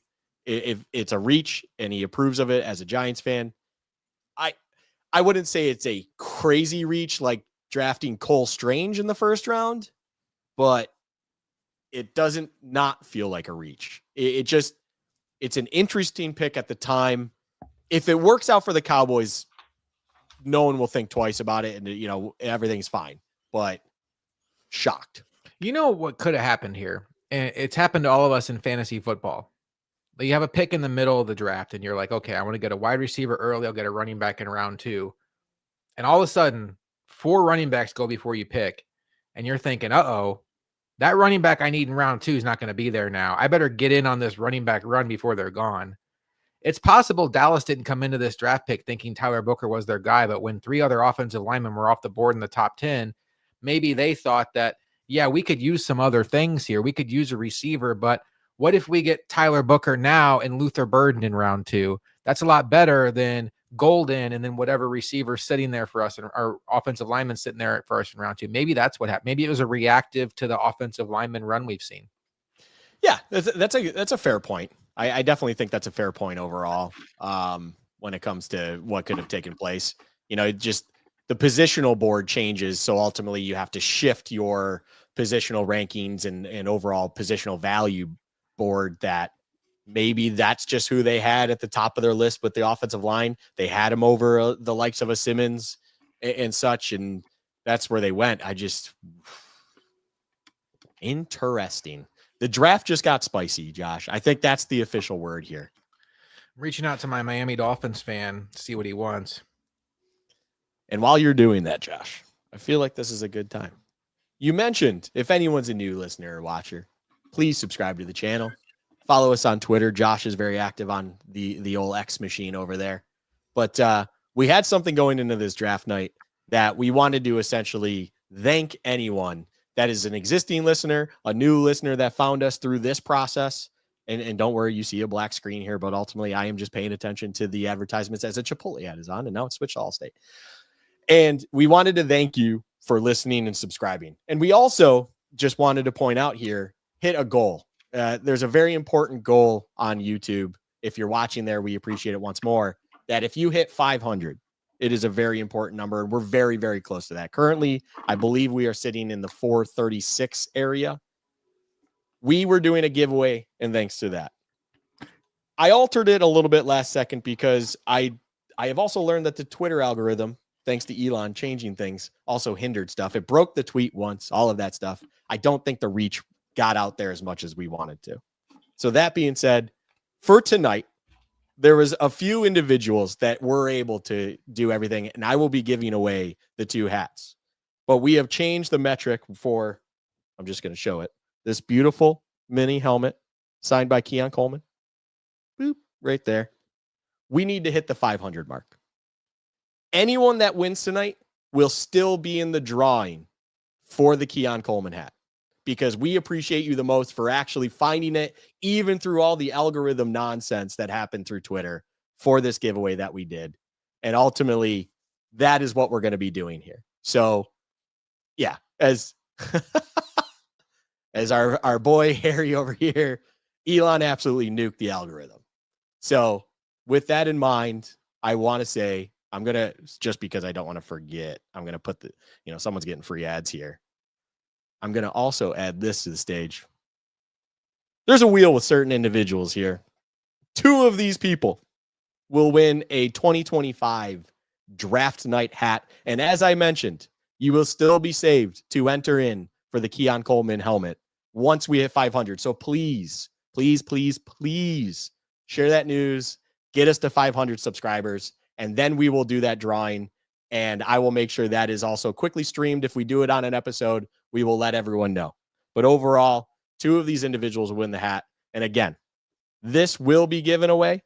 We just want to make sure we hit the 500 mark because it would mean so much to us to hit that. And we're so close. That was kind of our internal goal with the thought process on this. And overall, just want to let you all know, and we appreciate all of you. So without further ado, while we're waiting for the draft to resume, first winner here, Josh, as you are now back, as I assume you were talking to your children. So I was FaceTiming my daughter, telling her I love her. Perfect. Shout out your daughter. And the first winner of a hat is Buffalo_Angela. Shout out you. You will win one of the draft day hats. I'm going to remove you though here. Second winner, if anyone's paying attention here. Ooh! Yes. Is going to be M. Fam Ismailis. I think I said that right. You probably said it better than I did. You will also win a 2025 Bills draft night hat. I will be DMing you through our Twitter, through X, just to see where I need to send that to for you. And overall, like I said, I'm removing you from this, or honestly, I can just close this now. But overall, you two who won these hats will still be in consideration for the Keon Coleman mini helmet. I apologize that's not being given away tonight. Again, our goal was to do that. It's sitting here on my desk as we speak, but we wanted internally to hit a certain metric. We're very, very close. Please share our YouTube channel, get it out there, get it to subscribe. And once we hit 500, we will be giving that away. Wow, I timed that perfectly, Josh, because now the Dolphins pick is in. Congratulations again, Ismailise. She said you pronounced it perfect too, Luka. So and Buffalo _ Angela. And Buffalo _ Angela. I'm super happy that she won though, because she is one. I mean, she likes almost every tweet you put out there. Super supportive. Very active. Yes. All right. Here we go. My Dolphins friend came back and said he wants him to trade back or take Will Johnson. Really? And you get Kenneth Grant. You'll take Kenneth Grant and like it. So now how many Michigan players is that now? That's 4 now. Okay. He is the 4th. Yeah. Will Johnson still on the board, and 4 Michigan Wolverines have gone. Yeah. Also, this is their stream being very laggy, which is now causing our stream to be a little wonky. Hilarious. Anyway. Can I be snarky for a second? Go for it. There's a segment of Bills fans out there like, come on, man. This was my guy. We need a big defensive tackle to stop the run. And that was going to be my guy. Dolphins ruined my draft. I'm not going to watch this anymore. Get over it, you loser. Good. You're not a loser. I'm sorry. No, Your opinion is a loser opinion. God. I will say you were in some serious heat the past couple days. Oh my God. I must have missed the memo where Josh Palmer is some difference-making wide receiver that changes our offense and not some average wide receiver that puts up 500 yards everywhere he's been. Oh, it's opportunity. He didn't get opportunity in LA. Well, okay. I forgot that Ladd McConkey was such a household name coming into the season that they could only throw the ball to him. Joshua Palmer clearly had no opportunity in LA, playing behind such great names as, let's check notes, Quentin Johnston. Yeah, I didn't mean to spark that one, but I also saw some serious backlash with we need a run stuffer, as you were referencing. We need Kenneth Grant. That's the pick at 30. And I'm just like, Walter Nolan's our guy. It's like, yeah. Okay. All right. I mean, at least Walter Nolan can impact the passing game. That if you take a run-stopping defensive tackle in the first round who's going to play 40% of your snaps, what are you doing? He better turn into Dexter Lawrence. When the Giants took Dexter Lawrence, I thought it was a colossal mistake. Turns out he's a fantastic player because he can rush the passer too and also shut down the run. But those guys are kind of unicorns. They don't grow on trees, and I'm not going to bet on one of these guys becoming him. I think this will be the last time we're seeing Mike McDaniel dap up a bunch of people in that room. I'm just going to say it now. I think this is where we're going to finally not have to see that awkwardly skinny individual dapping up people awkwardly and everything going on. Awkwardly skinny. He is pretty awkwardly skinny. I mean, he wears capris. You're a grown man. He wears things that almost emphasize how much of a stick figure he is, and that makes me uncomfortable. We've all got skinny friends and they kind of wear baggier shirts, like the kind of cover. He wears capris, and it's like, all right, well, you do you. Nobody else will. Yeah. Costa. Oh my God. Am I going to get finally my 3rd pick correct here? Come on. I mean, it was I felt very, very confident. I mean, this is the chalkiest of the chalk ones. Culture, like, thank you very much, Bears. We will take the Tet McMillan is my Quentin Johnston. Just for anyone that wants to know what I'm going to put my hat on for. Tyler Warren. I mean, Tyler Warren shows up first day of OTAs and he's like, nobody can throw me an accurate pass around here, huh? Hey, man. Any dimes. That's the future of the Indianapolis Colts. Come on. He was playing practice squad safety only a year ago. Colts skill position players. Jonathan Taylor, Tyler Warren, Michael Pittman, A.D. Mitchell, Josh Downs. I mean, get that team a quarterback. Yeah. Please. Pretty solid. I think the receiving weapons outside of Josh Downs, I think he gives them a different dynamic, but everything else feels a little bit redundant. And there's almost like a mid-tier missing there in the receiving game. And maybe Tyler Warren can do that a little bit more in that mid central of the field area, between the hashes, between the numbers. But there is that space, Josh. I feel like the 10 to 15 yard passing game in that bubble is just missing from the Colts. It just doesn't exist. And if they try it, you're getting your receivers killed because you have quarterbacks, as you said, that are just throwing them murder balls. They're just throwing them absolute kill shots. And Tyler Warren, I think, is a phenomenal pick for them. It made all the sense. It was chalky of chalk, of course, as we said. Thank you, Colts, for now giving me my third correct mock. This is now my most successful mock draft. I just want to also point out, Josh, not to keep patting myself on the back here, but I mean, you're gonna get a sore arm doing that so much. Costa, who are you wanting the Giants to trade up for? Do you think is this Jackson Dart? You're thinking he's a big Jackson Dart guy. Spoiler alert for anyone else that was anticipating his comment. It was an active Discord. The Discord we've referenced through our podcast and stuff. A lot of good, healthy conversation with Costa this morning. Jackson Dart is the forefront of his mind. He wants Dable Dart connection here in coaching and everything like that. I will say, Dart does feel like a Dable kind of quarterback, so it would be interesting. I mean, if you're gonna throw a dart, might as well be at Dart.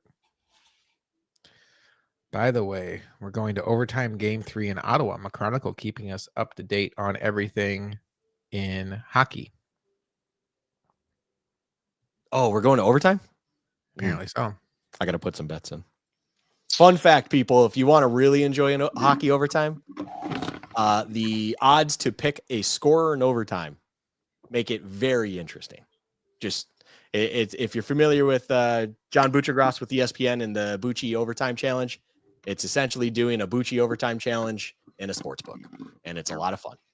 Generally, your best odds to score are plus 800-ishes, and it can go up to your plus 5,000 to 7,000s if you're really wanting to pick a long shot. And I hit probably 4 or 5 last year and finished profitable because of it in an entire playoffs. Just, hey, throwing it out there, people. If you enjoy a little sports betting, it's fun. I got to know what Stokes is having for dinner right now. Like, they must be on their 4th course. She is just making him like sit there through dessert. He hasn't even replied to me sending the link. I just want it to be pointed out. So in Stokes' defense, he's not home. Like, he's traveling. So he brought his setup with him to a hotel. So he is. Oh, respect. Yeah. That's probably, and now that I think of it, that's probably why he knew he had dinner plans, because like when you're traveling, you usually set things up. I should take back what I said earlier in the show. I just hope I was going to say, I'll probably just let him know as soon as he joins up. Don't worry about that, Josh. Oh my goodness. The Wild are up 2-0 on the Golden Knights. Whoa. Okay. Trade up for Sanders or Dart at this point can make sense depending on the cost. Yeah, I feel like at this point, why not? I mean, I'm a much bigger Sanders fan than Dart personally, but now you're talking about the back half of the first round, essentially. Are the Blues going to be able to get a game from Winnipeg? Yeah, I like the Blues, especially when they're at home. I think Binnington can steal a game for them. Not to get into hockey talk here, but yeah, Binnington can absolutely. Yeah. Angela, you're welcome. Thank you for subbing. Thank you for entering, and congratulations. And you are still eligible, as Luka said, for the Keon Coleman signed helmet. That is something you're going to be eligible for once we hit 500. So thanks again for entering, and enjoy that draft cap. So no cap. No cap bet, say less. Oh man, I forgot to hide all these advertisements. All right. It's black screen because advertisements, people. Anyways, with the Blues and the Jets. So the Jets are I love the dynamic of the series, Josh. I know you're subtly a Blues fan. So the Blues, hottest team coming into the playoffs, but of course are a wild card team, so they have the long road kind of deal, and they're going against the best team in hockey, but a team that traditionally struggles right out the gate in the playoffs. And even though they have the world's best goaltender, he also has his playoff struggles all the time. Whereas the Blues have this guy who's an absolute wild card in that. That's my guy right there. Yeah. For real, on God. Yeah. So the Blues, though, have Binnington, who's an absolute wild card. He can be a disaster. But when the games matter, when they start meaning things, you see the 2019 Stanley Cup run. Like, you just see this guy who can stand on his head and do it. You see what happened earlier this year in the Four Nations Cup, where he absolutely robbed the U.S. in overtime for that win. Not to give Costa anything where he can kind of fluff up a little Canada, and it got the win for Canada in overtime. So it's just, I think realistically, I think the Blues are a great spot for game 3, even though they're in the situation that they are, and they can absolutely make a 7-game series on it. I even tweeted a Blues fan that follows our Sabres Chat Twitter account, Josh, that he was like, I love the respect for the Blues. I think the Jets take it, but and I told him, I was like, I wouldn't even be surprised if the Blues won the series. I just think it's the battle of wills in a very strange dynamic where it's a wild card team that has all the clutch gene possible to take it and win it. And then it's the Jets who have just all the demons and everything like that could kind of screw them in the end and really just make them fall flat. So Falcons look are at draining this clock. Yeah, they're going to get fined if it lives in the world that I said that the NFL has. Like, give us a reason. Give us a reason. This feels like we are. Oops, I just banged into the mic here. We are definitely coming up on territory of cornerbacks coming off the board. What makes me feel good about this, Josh, is I don't think this is a corner because I think the corners that are available would have been quick turn-ins. What also I will say is, and this is where I don't want to be correct for once, I'm really hoping 16 doesn't go the way I picked it at this point in time, because I need both Will Johnson and Jahdae Barron to be available after the Cardinals, because that's where I think Brandon Beane's starting to get itchy. Did you see Daniel Jeremiah's mock draft where he had Will Johnson and Jahdae Barron fall to 29 and the Bills somehow managed to get neither of them? Yes. Jahdae Barron went 29 to the Commanders, and the Bills took Trey Amos over Will Johnson. Just like, you're thinking too hard. You're overthinking it. Sorry. It's like, come on. Sorry, I'm just placing my overtime scorer bets. I am not ignoring. I'm just making sure I get these bad boys in. I mean, when you got Steven Lorentz for plus 5,500, how can you not?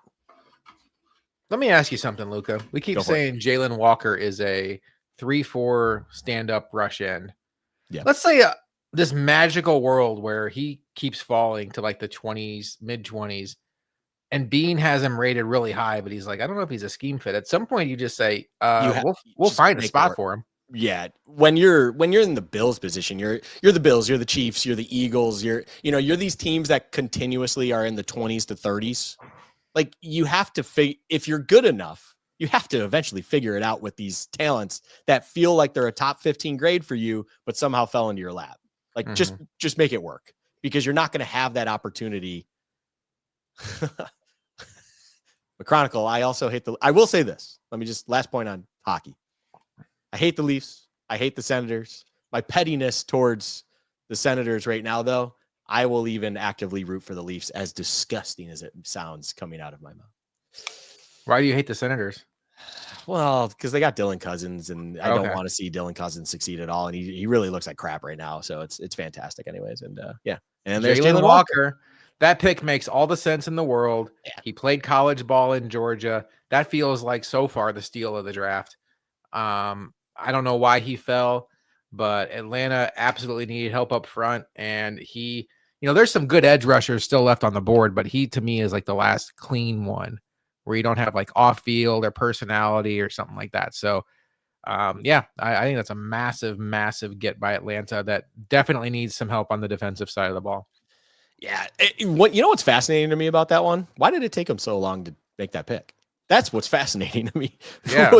Was their board so mixed up that they just were like, oh, panic. I don't know what to do.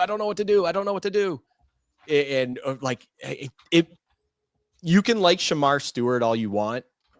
The rawness of him should scare you if there's a better option available. And Jalen Walker is clearly a better option. Like, it's not even there where you say scheme fit concern. It's like, it's a concern. It's not the end all. It's not like Georgia wasn't out there running things that eventually you could realistically be like, look, that's just 4 D linemen just going at it. Yes, he would be a standing outside linebacker at times, and he was a little bit more versatile in that sense. But Josh, I'm going to be quite honest. He's built like a traditional edge anyways. Yeah. He'll be fine. Now he gets to be an Atlanta Falcon. Welcome to Atlanta. That's a fun. So Jalen, come on, Costa. Yeah, that's all That's all I'm thinking about right now, Josh. That's all I'm thinking about. All I'm thinking about is how good that pizza was. Man, if only you knew how good the pizza is sitting in my kitchen right now. Is it compared double to that. dough? No. It's nothing like that. It's just traditional Buffalo style. Like we don't get crazy over here. Buffalo style. I almost choked on my straw. Why is my straw in my mouth, you ask? Don't worry. I'll ask the questions around here. What's Buffalo style? It's where it's not thin. Mm-hmm. It's got its fluff and stuff, but it still has a nice thinner crust. I don't like it overly big. Like it's generally, especially from Pizza Works, they don't allow too much crust in there. It's quality where the dough is it's not just a plate for the rest of the stuff. It's a true part of the pizza. And then you really, cup and char is the key with the pepperoni. If you don't know the term cup and char, yeah, nice pillowy crust it's perfect. And Sammy, no one wants to hear your New York style superior comment. Anyway. I have not had real New York style. I've had chain restaurants take on New York style, which is essentially taking a large piece of dough, stretching it out to extra large. So I would like to try New York style from an actual New York style restaurant. There you go. Yeah. But Buffalo style it's a nice pillowy crust and dough even that then just allows to deliver everything. And then as our good old friend Harry Balzac has said, cup and char is an elite form of pepperoni, and if you disagree, I hate you. Exactly. Cup and char is the only way to have pepperoni on a pizza. So yes. Okay. I got to come get some cup and Angela's invited me out to Buffalo for some cup and char pizza. So sounds like I need to come to Buffalo this fall. Luka, probably bringing Lily out there for a game anyway. So we'll have to get some cup and char pizza. We'll just have to pay attention closely to when schedule drop, Ooh, New York and Neapolitan are the only real styles. I love Neapolitan because you got the chocolate, you got the vanilla, and the strawberry. What am I missing?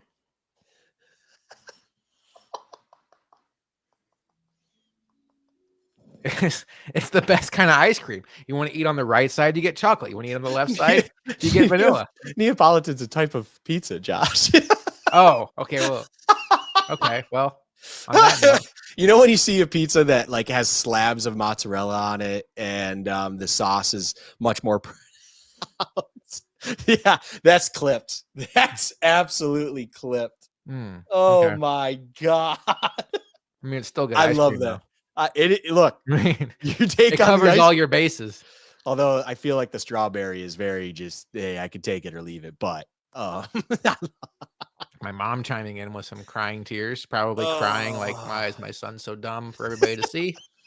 These things would be much better left inside the brain. Off-season note, writing it down, need to have a pizza session pod where all we're doing is pizza reviews. I'm down. Costa says he's so disappointed. Yeah, exactly. This is not the coverage you get on ABC. This is Bill's Chat exclusive. What the hell? I may have mixed that up too. It might be chocolate, vanilla, and then strawberry. Correct. Vanilla's in the middle because it separates the other two. But the fact that, so there was a brief moment in time, Josh, where I was like, I think he's fucking around, right? He has to be messing around. And then you said, what am I missing? And I'm like, oh my God, he is dead serious right now. Oh man. How do I break it to him? Oh, okay. Jade Barron, anybody but you. Bringing it back in. Luka's a little bit nervous because his other fan side is showing right now. A little bit. Ooh.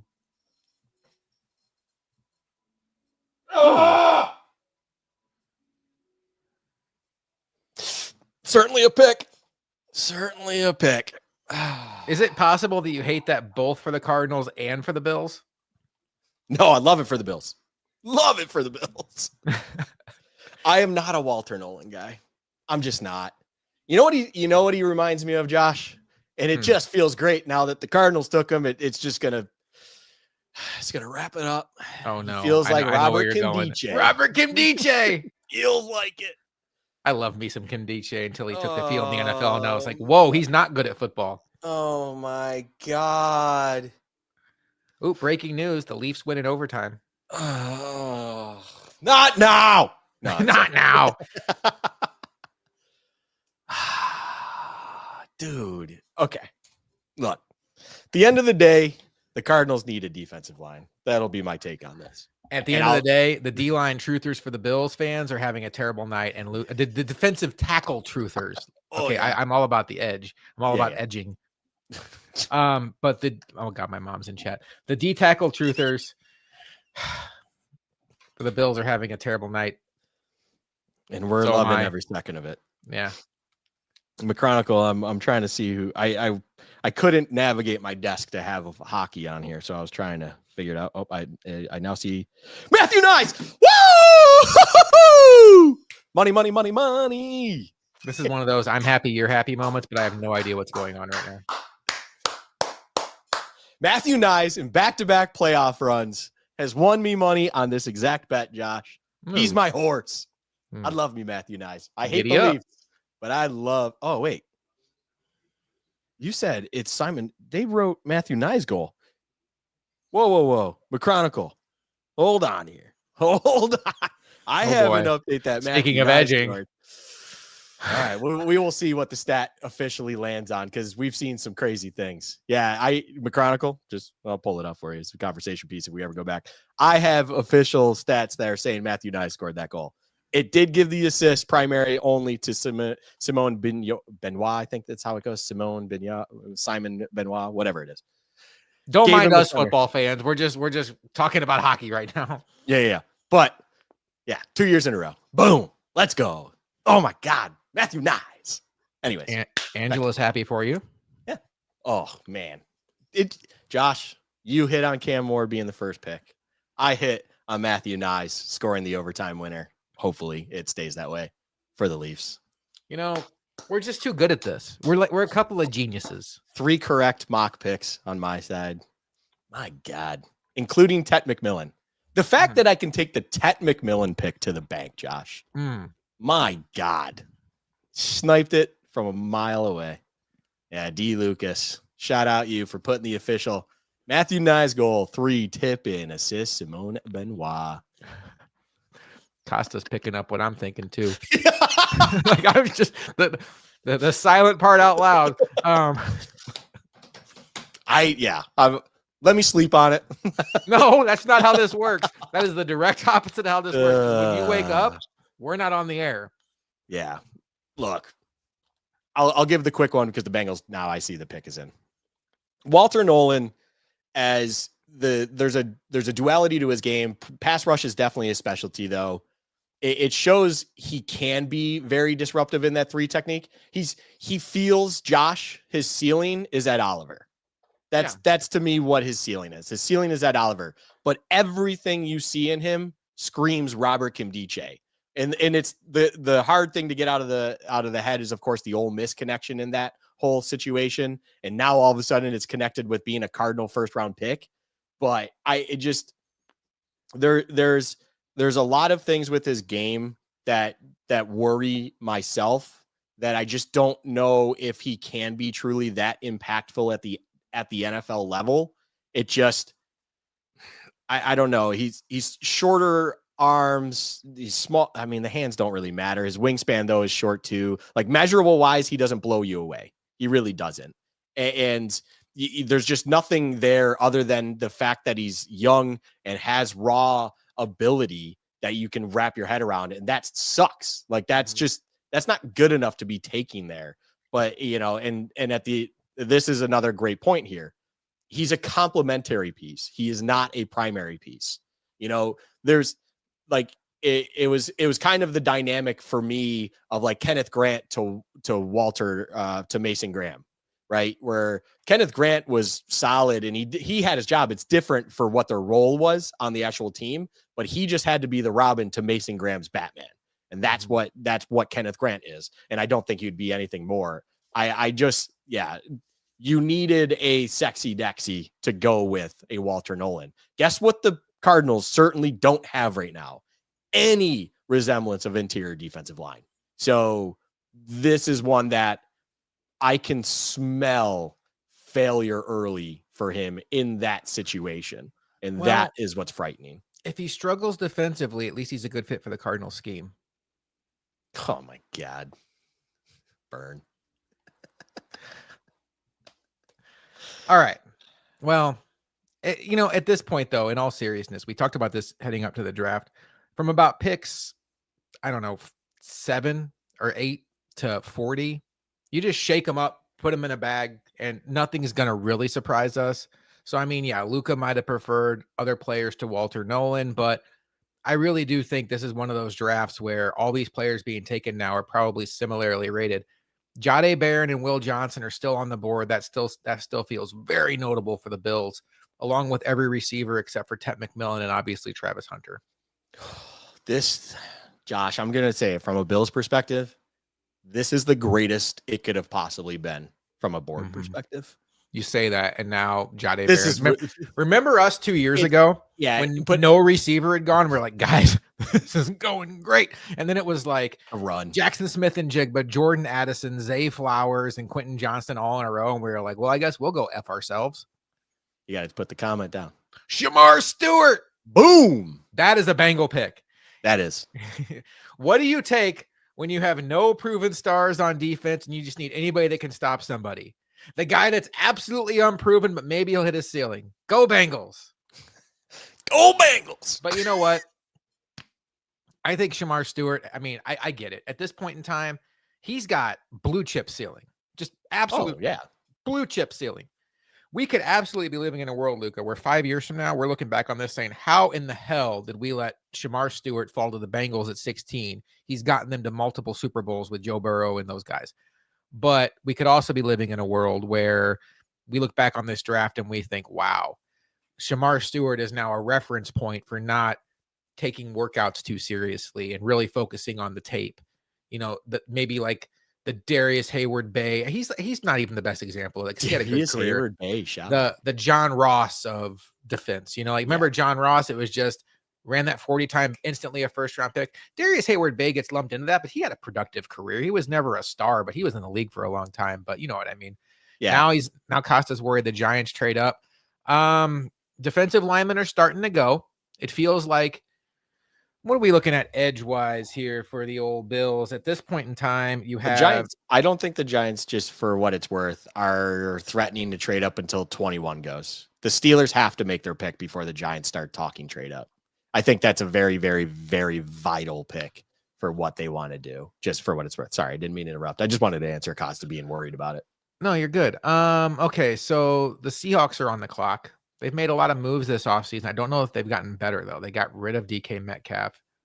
They brought in Cooper Kupp. That feels like, given where they're at in their career, a net loss. Have you seen the report that came out today, potentially? No. That both Charbonnet and Kenneth Walker could be on their way out of Seattle, which is just, we're ripping this down to studs, you say? Yeah. Sam Darnold got that bag. What the heck is he going to be doing in that bag? Be throwing to Tyler Lockett. No, Jackson Smith and Jig. Tyler Lockett's a Titan. Oh, he's a Titan? Who's their second receiver now? Great question. Matthew Golden? Yeah, you know what? The receiver would make a lot. What did we do in our mock here, Josh? Just fun fact. Pull it up here. That was your pick. Let's see. Yeah, I'm trying to remember what I think I had them taking the offensive guard from North Dakota State. What's his name? Zoller? Is it Zoller? Yeah, I think that's right. Yeah, I believe that's because a wide receiver made a lot of sense, and I remember thinking that it definitely Zabel. There was a lot of that, but their offensive line also needs a lot of improvement, especially on the interior. Even though Zabel is listed as a tackle in some places, he feels like a guard at the next level, and that's where I think he kind of fit a lot as well. Because he's a violent interior style guy. Like he feels like a good fit. But that, I will say, was before I heard a report that both their running backs might be on the way out, and maybe they're just completely changing the face of everything. So I will say, yeah, this is going to be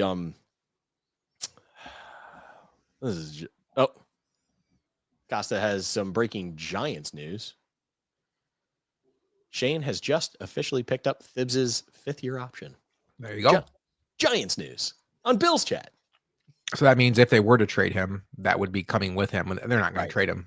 No, I don't buy that. Look, it's not like Thibs is untouchable, but at the same time, you're probably overpaying for a guy like him at that moment.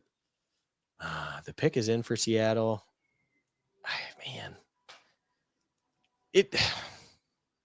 when I saw that tweet, for what it's worth for anyone listening, when I saw that tweet that Seattle, and I'm a Seattle hater for obvious reasons.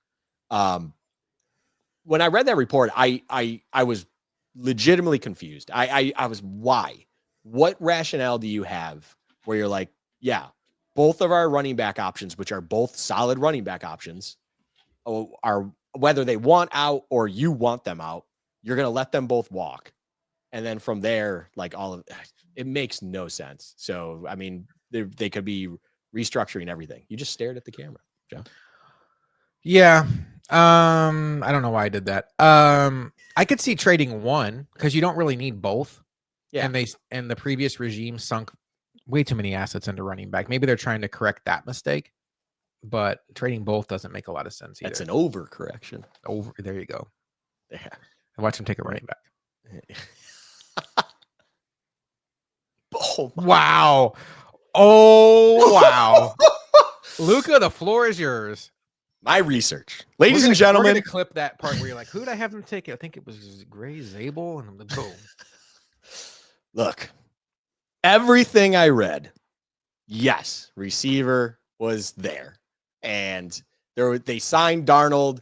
And I felt like that was a lot of stuff. If you looked at where that was coming from, very media driven, very message driven. When you started to understand and look at where they were structurally, and we always talk about what the most important areas are, right? Then the trenches are pretty high up there.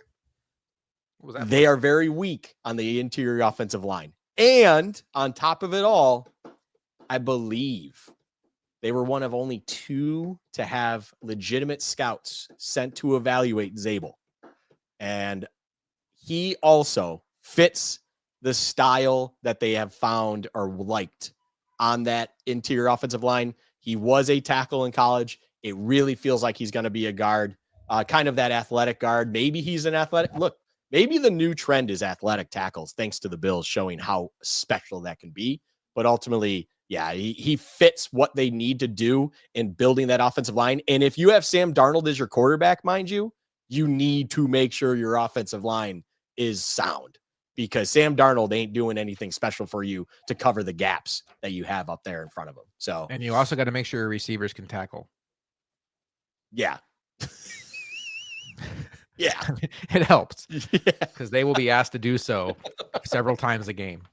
Yeah. As Costa's saying here too, Seahawks pull guards a lot. It felt like one of those things where there were a couple tea leaves, if you really dug deep enough, that the connection was there. And yeah, it's God, Josh, 4. We're in the bag right now. We're in the bag. Now, breaking news. I have to go into my daughter's room and grab her white slip-on so I can bring them to her tomorrow to bring to school. So it's pajama day. That's the stuff people come here for. Breaking news, pajama day. I wish work had pajama day. Wouldn't that be great? I mean, you work from home, so literally every day is pajama day if I really wanted to. You just don't turn on the camera. Fun fact, I did that one time, but luckily I wasn't like too much of a mess, although I was not camera ready. I had to give a presentation to new hires on a day I was working from home, and I didn't have a shirt on because I didn't think that we would need to turn our cameras on, and they requested we turn our cameras on, and I had to explain to everybody in the room that I can't do that because I don't have a shirt on. Not the impression I was looking to make. It's exactly what you want to tell people in a professional setting. Yeah.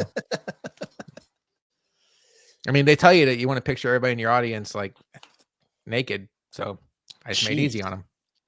Just need business on top. That's right, Sammy. That's all you got to do. You can be in your sweat shorts or your gym shorts or whatever underneath. No one ever sees that. They're only seeing from here up. I mean, that's the way to do it. I mean, everyone thinks I'm wearing this nice Josh Allen t-shirt. It's actually a Josh Allen cutoff here. Josh, whoa. Shout out my buddy Callan. He made this like Josh Allen thing. He made one for himself and he's like, I thought you'd like it. So he made me one. Shout out him. I don't think he's watching. That's when you throw a shirt on. No, Angela, look. When I'm working from home, I'm not doing anything other than just doing what I want to do. I'm not throwing a shirt on for anybody. I'm just telling the new hires, nope, sorry. Actually, it was a long story that day because I'm not going to get into it. I was like, we really diving into this one? We're going to dive into it. That's how my mind works. Yeah, we're black commercials. I'm recalling here. All right, let's reset what's going on with the Bills. If you are team cornerback, things are going very, very nice for you. Now, the wild card and all that is what is the medical on Will Johnson? Is he still somebody that teams would take in the first round? Because if so, it sure feels like the Bills are going to have a real shot here to get up and get a Will Johnson or a Jahdae Barron, or at the very least, just stay put and get a Trey Amos. Matthew Golden is falling, Luka, and you and I are team wide receiver, and we've been pumping the tires for Luther Burden, but I think we would both take Golden just because it's addressing the receiver need. Yeah. I'm not going to complain if it's Golden over Burden. I personally, I have my love for Burden the third, but overall, I'm not going to sit here and just, scream at the sky being like, how dare you take Golden over Burden if that were to become the reality of it all. Well, if you're not going to scream at the sky, how are we going to go viral again? Hey, if someone just watches this stream and they just see myself patting my back every 15 minutes because I'm just so damn good at my research, that's enough. No, it's not enough to go viral. It's just enough for everyone to understand. I'm getting some very distracting text messages right now. I know my phone away. I know ball. Sorry. Ball. I know ball. No. There's two kinds of people in this world: ball knowers and everybody else but me. I look forward to seeing one of my favorite things after the first round of the draft, Josh, is seeing all the reports afterwards when it's like, what was the most accurate mock and things like that. And Peter Schrager has been historic when it comes to usually being one of the best at predicting because he has some good sources at a lot of different places that he seems to piece it together well. I will be looking forward to stacking up my evens picks compared to those because we're looking pretty good early. And you can blame me if it doesn't stack up well because this is a good reference. This is Field Yates best available. Will Johnson still up there. Jahdae Barron. Okay, let's get this off the screen, folks. Get this off the screen, please. Let's not remind people. Amen, Sammy. Ball is life. Dion is tweeting. What's Dion saying? Dion tweeting? What? I mean, it can't be that the Bucks are. No.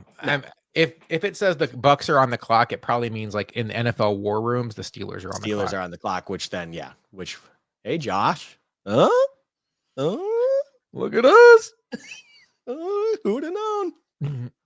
Who would have known? Who do we pick for the Bucks here? That was my pick. I picked that defensive end with the E name. That's the analysis. I don't want to pronounce his name right now. Is Jigabon. Look. Oh, that's the receiver. Oh God. Yeah. You got nervous. Although I thought you did the Boston College DN for Washington at 29 for what it's worth. That's a weird pick for the Bucks. They just struck gold with McMillan last year. They still have Mike Evans, and they brought back Chris Godwin. What are we doing? Chris Godwin and Mike Evans are pretty close to on the way out, Josh. I mean, I agree with that, but Rachaad White's nothing more than a pass catcher. He's terrible at running back. Ooh, right across Luka's face. Yeah, no, I can understand if the pick seems odd. I don't know. You know what it is though, Luka? It's probably what we talk about all the time. We always sit up here like, well, they don't need this. You always talk about it. Best player available.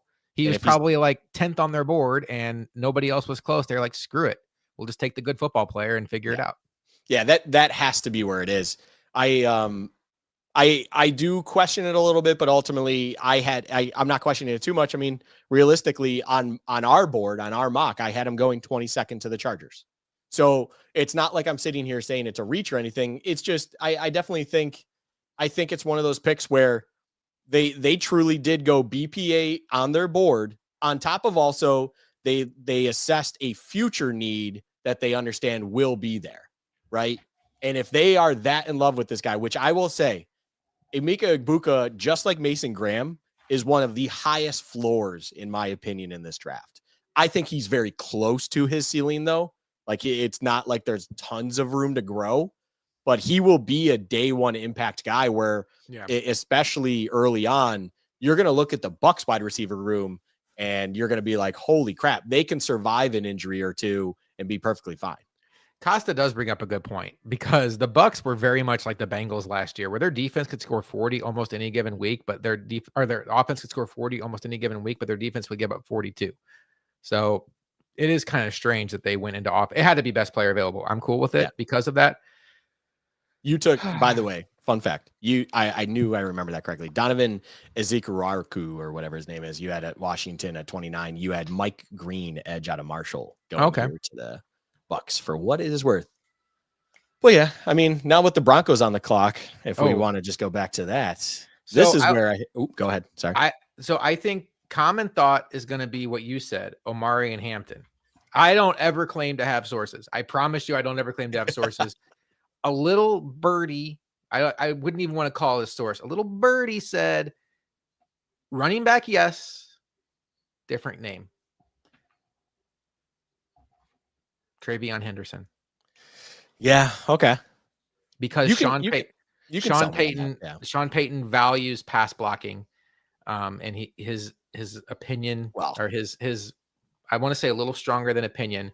His thought is that they will value him more so than if they value pass blocking, Josh, why aren't they going after my favorite pass blocking running back in all of drafts, LaQuint Allen out of Well, I mean, they don't just value pass blocking. Like, they don't want to just get a guard back there in the backfield. They want somebody that can run the ball as well. When LaQuint Allen is taken in the day 3 of the draft, Josh, there will be a tweet sent out from our Twitter.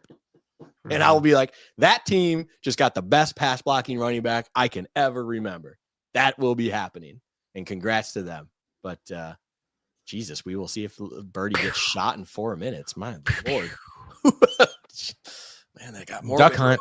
I mean, they clearly don't love them because they're on the clock and they're just, I mean, it didn't make sense though. If you're the Broncos, you're bleeding this clock down, basically telling everybody in the world, if you want Shedeur Sanders, you have 2 minutes to get it done. Yeah, I love the strategy. If that's truly the strategy, that makes all the sense in the world. If you're the shout out, there's a Q's fan in here. Go Q's. All right, shout out you. Yep. You got your draft night LaQuint Allen Syracuse reference in here. Just looking out for the little guy. I'm glad you noticed that. I was like, where did we mention Q's? Yeah. Okay. No, come on, Josh. Shout out Mel, man. She's on it. Sorry, it's black because, again, commercials. It's one of those things where if you're the Giants, you're the Raiders, you're what's the other big name? I mean, the Saints are in there, but again, they didn't really do work. The Browns. If you are in love with Shedeur Sanders, because it does feel like the writing on the wall, as Josh kind of put, was Mike Tomlin and the Steelers do have an infatuation when it comes to Shedeur Sanders. And it feels like Shedeur Sanders is the pick there at 21. This is now your moment in time. And the Broncos have to probably, if you're correct, right? So I said they're going running back, and Amari and Hampton feels like a Sean Payton guy. Your little birdie's telling you it would be a different direction. It would be Henderson. Overall, that's your pick. You have either of them, and everything's totally fine. So from there, you just play the game as you rightly said. Hey, everyone else is on the clock. You want them? Pay us. Best offer wins. And if no one wants to call and do anything, so be it. I think that's a chess move. Mm-hmm. Everyone else is playing checkers and you're playing chess. You know what you have, and now you're just playing the field. You're almost playing poker to get. And the Panthers are playing Connect 4, and they don't even know how to count to 4. Yeah, they're I don't even know if they're playing a game, Josh. I think they're sitting in the sandbox, just aimlessly throwing it around. Just choking on sand. Just throwing it outside the box and pissing off the parents. What do we need? Another big, slow receiver to go with our other big, slow receivers. Big, slow receiver that plays smaller, doesn't know how to beat smaller DBs on the edge. But boy, you want to watch him run a 10-yard in and body catch that son of a gun. Woo! He's going to be the next version of Adam Thielen. Oh, damn it. We already had him.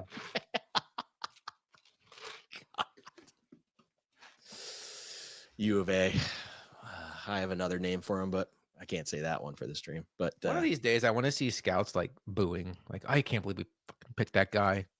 I feel there was one time I feel like when they showed a handshake thing, the one guy kind of like just like had his arms crossed. It was like went to the back of the room. I can't remember when that happened though. Oh, there's some classic stories. Mike Vrabel just storming out of the room when they traded AJ Brown for a first round pick. Doug Marrone storming out of the Bills room whenever they traded up 2-1s for Sammy Watkins. Yep. Sean Payton shaking his head in the war room. Maybe they didn't get his guy. No, maybe he just can't believe that they got their guy. Can't believe Travion Henderson fell to us. Can't believe Omarion Hampton fell to us. I mean, if it's I am gonna be shooting that birdie if it's Omarion Hampton. At least if it's not a running back, I can hold out hope for Henderson tomorrow for them. Okay, who's this kid? Luka. I waited long enough. Last year, I accidentally made fun of a Make-A-Wish kid. Before I knew he was a Make-A-Wish kid, I was like, get this kid off the stage. And I was like, oh, God. Now you paused. Good job. Round of applause. Round of applause. He's learning. It only took 3 of these to finally get here, but we got here. We're getting there. Oh yeah, hyping up the crowd. Let's go. Woo! Make the pick. Broncos. Come on.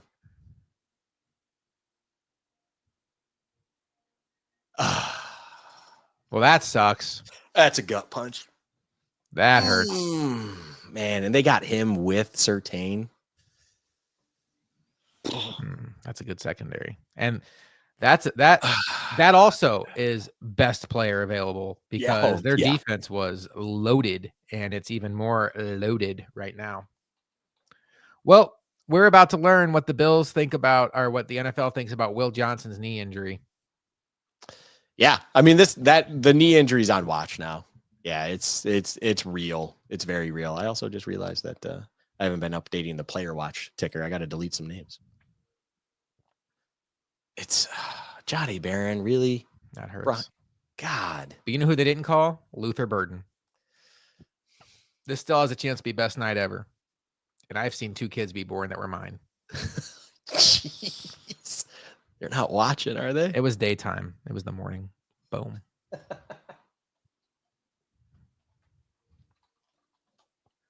All right. Jahdae Barron is a Bronco. Shamar Stewart. I can't believe I had Shamar Stewart on this list. All right. So Costa puts it in his very own Costa way, but who am I to say something's inappropriate after the way I've acted on the show? But if Sanders doesn't go here, then it's a free fall. Because now you're getting into the teams that have quarterbacks, we're in the playoffs, are set. If the team that currently has rostered Mason Rudolph and Skylar Thompson passes on Shedeur Sanders, then he's absolutely going to just keep free falling until someone either goes up for him or he's going to go all the way to the second round. Yeah, this is that break point. This is everything about it. And maybe that's why Dion's tweeting now. He's getting it out. He's like, "What are we doing? What are we doing? My kid." Let me do the watch celebration. Like, I'm gonna see if I can find what old Dion was tweeting. Yeah, my kid got his number retired after going barely above 500 for a second level program. Come on. Sorry, man. That whole Josh. I don't think we covered that situation, but since we can, how do you feel about a school having 2 players for 2 seasons, going 2 games above 500, I believe it was, and then in turn, before they were even drafted in the NFL, that actual offseason, retiring their numbers with the school? Were you even aware that Hunter and Shedeur Sanders had their numbers retired for Colorado? Oh, I'm okay during with the spring it. game. It's ridiculous. I'll be honest. They put Colorado on the map. Travis Hunter won a Heisman Trophy. They've already had a Heisman Trophy winner. Who? Is a running back back. Oh yeah, sounds amazing. No, I mean, yeah, I have 0 problem with this whatsoever. I mean, especially Travis Hunter. You're talking about the best player in college football, Heisman Trophy winner.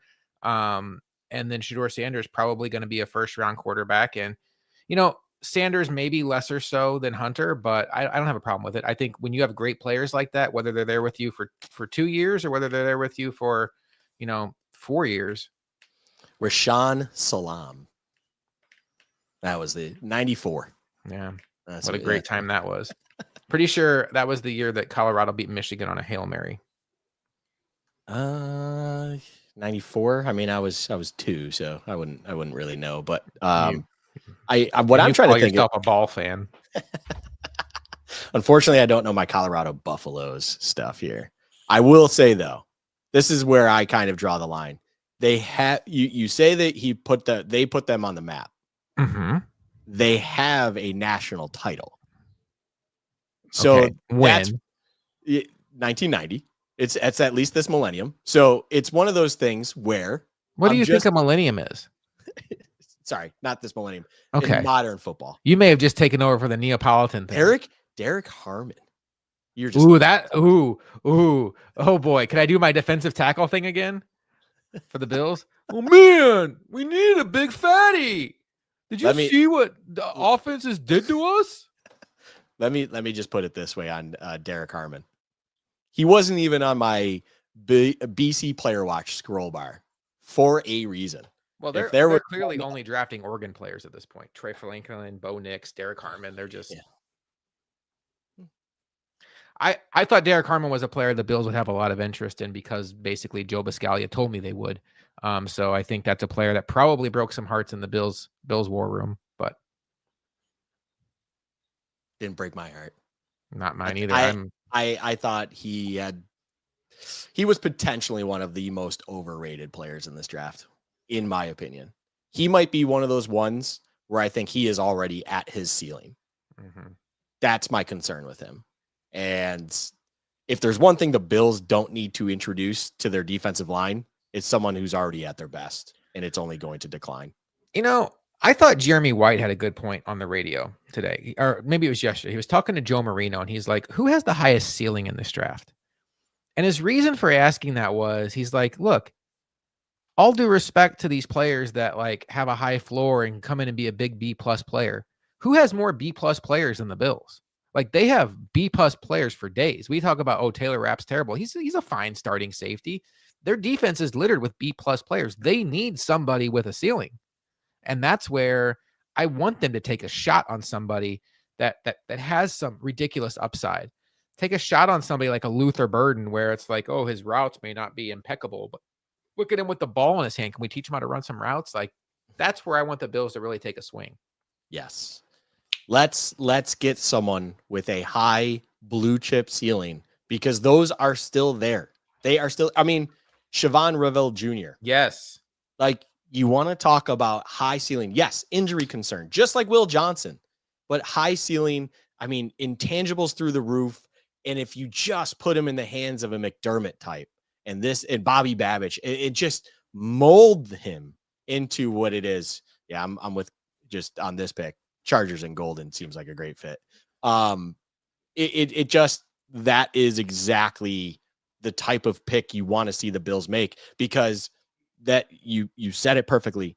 And I feel like it's always the thing that Bills fans recognize in December and January, but fail to recognize any other time of the year.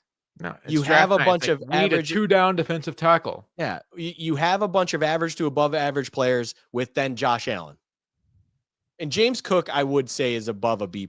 I would say he's your A- at this point in time. The concern with him is not his play, it's his contract. Mm-hmm. But it's like you only have a couple of those guys. You have Christian Benford, who's probably A-, but again, injury is a question mark. So it's not going against his letter grade, but there's that. And then Josh Allen and James Cook. Khalil Shakir could maybe make an argument, but again, you're stretching there. Why not go get another guy that you feel like should be able to get to that A grade? Why are we drafting guys just because we're late in the draft that their ceiling as a B+ guy, is a Terrell Bernard and stuff? It's like, yes, those players are great, but we need to do something to finally get over that hump. I don't need to sit here and crave a one technique, a guy who's just going to run stuff and be a big block because that's the best we can do. It's like, F that. There's other guys out there you can develop to even better. It's you watch the Chiefs. It's not always Mahomes in the playoffs. He's had bad playoff games where Chris Jones comes through at the end and makes the amazing play. 2 years ago in Buffalo, Chris Jones demolished Deion Dawkins on a play that would have been a touchdown to Shakir in the final 2 minutes, forced an incomplete pass that led to a missed field goal by Bass that cost the Bills the game. Trent McDuffie, another guy on the Chiefs, knows for making a big play. Travis Kelce knows for making a big play. For the Bills to go on that 4-game winning streak in January that we all crave, right now it feels like Josh Allen has to be Superman 4 weeks in a row. That's a lot to ask, especially when you get deeper in the playoffs and you're playing the Mahomes, the Lamar Jacksons, the Burrows. You need more studs. For a couple years, they had Stephon Diggs. Unfortunately, some of his lowest moments were in playoff games. This is where the Bills need to swing. I'm not going to pat you on the back for getting a B-plus defensive tackle who plays 50% of the snaps and helps improve our run game by about this much. Get an impact player. Take the linebacker from Alabama. I don't care. You want to tell me that we can't get a linebacker on the field? This guy's a difference maker. Matt Milano is going to be gone next year. Take somebody that has a chance to impact games. Get your mind out of this narrow focus of, well, we need a defensive tackle or we need a cornerback. No, get the best player. If you believe in Will Johnson's medicals, take a shot. That's where I'm at. Yeah. I think we're in the same mindset, and it's you just got to do it. And the best part of this all, Josh, everything, all the first round worthy defensive tackles are gone. Woo! There's no excuse. None. And I would be stunned if Bean still has a ton of first round grade guys left. So just like I'm doing with my hand right now, he's got to be getting itchy. I will say for anyone watching still right now, first off, appreciate you. We're 2.5 hours in here, so it's been a lot, but I don't think Bean's picking at 30. We talked about it during our mock draft, Josh, and I don't see him picking at 30. And I say that now with the way the board's breaking down, that it could be earlier. One guy that's still out there that the Bills did have on a top 30 visit was Tyleik Williams from Ohio State. Oh, you want to talk about just drafting a big guy? Please, for the love of God, do not do that to us. I'm starting to get excited about what Costa's saying. Oh, yeah. I'm on the Matthew Golden train at this point. Are you more excited about Matthew Golden than Luther Burden? Oh, I think the Bills have a very, if I were to hand pick the type of receiver they need right now, I think that's more Matthew Golden. If I were to say, who do I think is going to be the better receiver 5 years from now? I lean Luther Burden. Okay, let me ask it this way. Who do I think could actually have a ceiling of being one of the better receivers in the entire league? To me, that's Luther Burden. Matthew Golden to me is he's a fun chess piece. He's a very good player. I don't know that he's ever more, and he's not the same style of player, but like a Jordan Addison, where plays his role fantastic, a luxury as a wide receiver too. Not sure that he's ever going to be like a number one. I could be wrong. Where I think Luther Burden, I mean, he has some unique skills. Both would be fantastic just because it would be going for offense. And that's where I'm at. I don't want them to force defense just because they need it. Now, if they take Will Johnson, I'm great. If they take Trey Amos over a Matthew Golden or a Luther Burden, then I'm sad. I can't be mad with any of those selections when it comes to Golden, Burden or Will Johnson. But man, there's just that thing about Luther Burden, Josh. It's the one that I just don't want to let get away. Mm-mm. That is what Luther Burden to me. That is what Luther Burden is. If you let Luther Burden get away, you are going to regret it. He played college ball like an hour from Kansas City.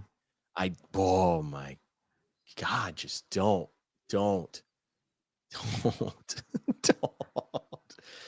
Fool me once, shame on you. Fool me twice. The Chiefs trade away Tyreek Hill and Travis Kelce's retiring. In the span of 3 years, they rebuild their wide receiver group to be Xavier Worthy, Rashee Rice, and Luther Burden. Don't worry, though. We lost Diggs and we got Josh Palmer. Woo! Top 5 in separation. Can we talk about who's covering him? Because when you play the Chargers and Keenan Allen's out there, chances are you're not putting your top guy on Joshua Palmer. When Ladd McConkey starts going nuts, I don't think you're putting your top guy on Joshua Palmer. Those charts, man, I respect them. I love the charts. Yeah, they're good metrics to have. They're good information. They're supportive for your argument. They can't be your argument. That's Bingo. where I'm at with them. Yes, that can't be your end all be all. That has to be, I just believe in this guy. You watch him. This is what I'm seeing. And then when I looked into it, boom, the metrics back it up. Like, great. So I've seen Lucas say this a couple times, safety in round 1. There's been some momentum for that. Malachi Starks is a guy that several insiders have been mocking to the Bills. I'll say this. I think the Bills, well, let's see what happens with the Chargers here first. Whoopsie. Chargers going to, well, they must have done something. No, I think he's just saying Chargers going to Charger overall. Oh, right. No, or they're just going to Charger. Najee Harris is in shambles right now. Man, that's such a shame. But you know what? From a dynasty fantasy football perspective, that's a great landing spot for Omari and Hampton. Welcome to pick 1.02. And Kamari, what's his name? Kamari Vidal, the guy that everybody thought was going to. Hardly knew you. You were dynasty irrelevant now. Yes. Yeah. No, I mean, Ashton Genty was pick 1.01, right, Josh? And any dynasty draft coming up, that was the pick. 1.02 just got picked by the Los Angeles Chargers, ladies and gentlemen. That's woo! Hello, beautiful. 1.03, Luther Burden in Buffalo. Oh, baby. And then trade back up, get Matthew Golden, and then just leave. Just leave the draft. I'm sorry. Were we in the draft room? Wouldn't that be nice? Yeah. Who's going to play cornerback? Doesn't matter. They're not going to outscore us. We're about to break every offensive record known to man. They brought back Tre'Davious White. Can he stand 15 yards off line of scrimmage and just make sure no one runs past him then? Please? I mean, that's half of what Kyrie Elam did. He stood 15 yards off the line of scrimmage, but it's the making sure nobody ran past him part that he really struggled with in the AFC Championship game. Yeah. Never seen a man more clueless on how to play off man press in my life. My preseason prediction, or my preseason thought that we pat ourselves on the back a lot tonight, that Kyrie Elam might have evolved into a starting level corner that just happened to have 2 excellent corners playing in front of him. Looked pretty bad when the rubber met the road. No, if I'm the Bills and let's say you have Luther Burden or Matthew Golden in your sights, you make 2 phone calls right away. 1, the receiver you want to pick. 2, hey, Rasul Douglas, what are you up to, bud? Hey, cool. You got another year in you? Awesome. See you in training camp. Yeah. I will say Green Bay pickup right now. Josh, this is a scary one for the receiver train. Very, very scary. I think receivers just as in play as corner was, which is what you had done in the mock draft. You had them taking Maxwell, Hairston. But I think 5 receivers in play. So let's talk about their cornerback situation, though. They lost Eric Stokes, and Jair Alexander clearly is like either on a short leash or on his way out. They are desperate at cornerback. Yeah. So this is one of those situations where if they were to pass on Will Johnson, now you're thinking something's going on. Or if they were to like pass on Will Johnson for a Trey Amos, that would even be more telling. Yeah. The other thing I'll say is I will believe, oh, hey, Nino, if Jim Harbaugh didn't take a Michigan connection, Will Johnson, something is seriously wrong with his medical. I will believe that the Packers take a first-round wide receiver when I see them do it. Yeah, it's a great point. I mean, it's a very, very great point. I'm just saying it's live until you see them go elsewhere. It is live at least. But yeah, Applebee's 3 for $20. All right. I'm going to now go empty the bladder again because this Packers pick feels like, you know what's going to happen? I'm going to call my shot. I'm going to go empty the bladder. I'm going to come back. The Bills are going to be on the clock, and you're going to have been nervous that I was gone for the Bills pick. Okay. They're trading up for that defensive tackle from Ohio State. Stop. Jesus.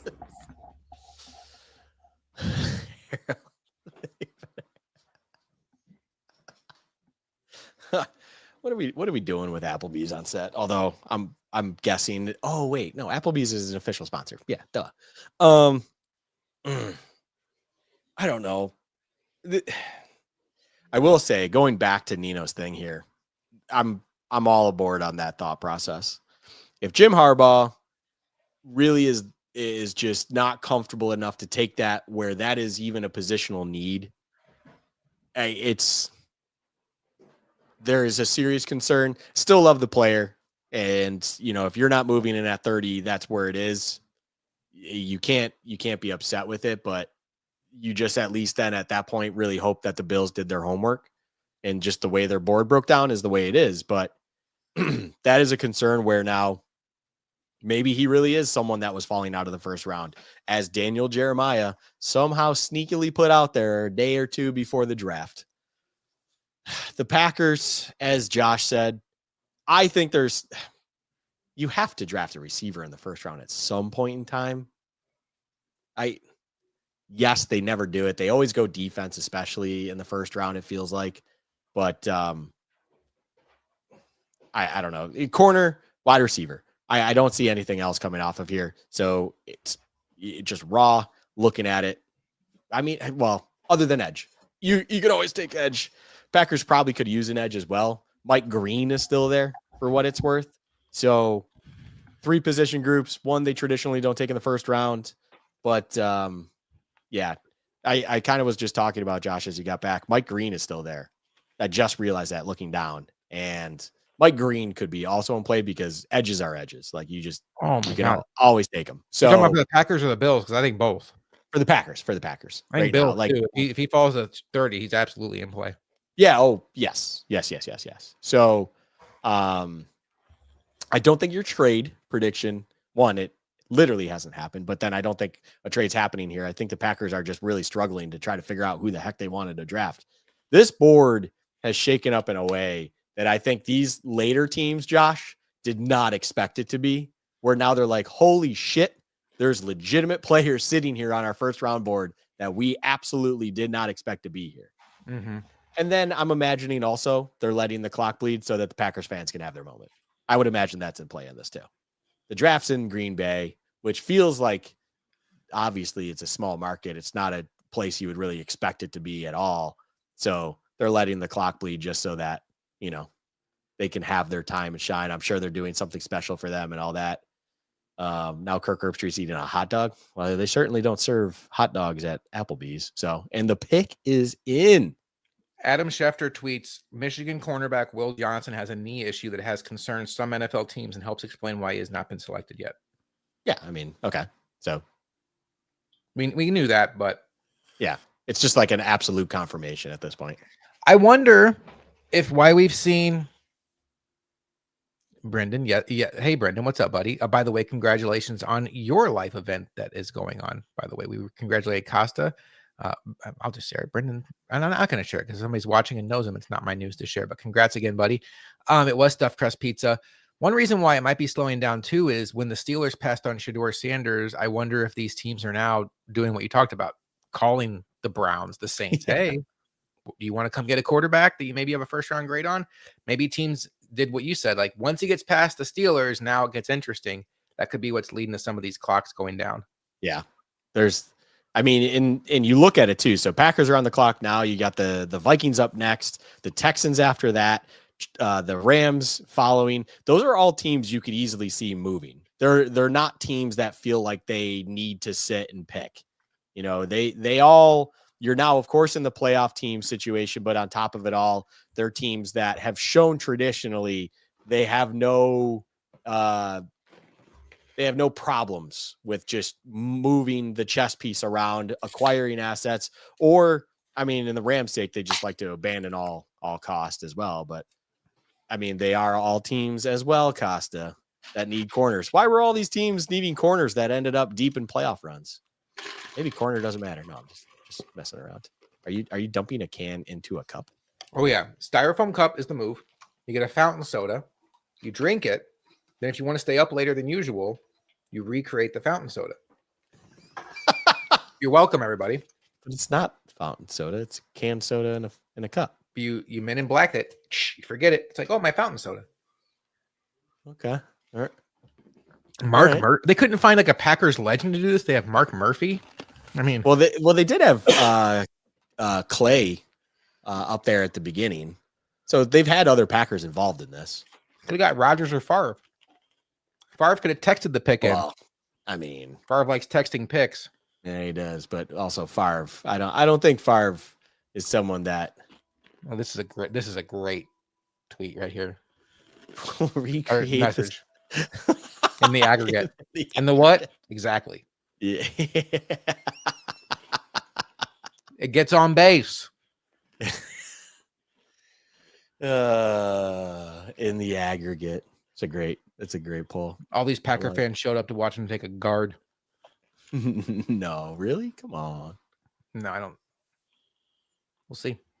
Sounds like, based on what Twitter was saying, Philly was aggressively trying to get up there. Well, Philly, you can tell. I would imagine Philly's trying to get up to get their old Malachi Starks. Interesting. Just throwing it out there. Malachi Starks is an Eagle. It's just, where is that going to happen? For everyone that wants him to be a Bill. I mean, he is a great Georgia player that's falling, so it is written. And how he loves to move up. He loves to get his guy. Can we just make this pick already? Oh my God! Yay! What is it? Is that a Mark Murphy head? It is. They love them some. Oh, wide receiver, Josh. That stinks. When the pick came up, and good old Luka's like, this is a scary pick if you're in the wide receiver camp. I agree with the thought that they've never done it, so you got to wait to see it.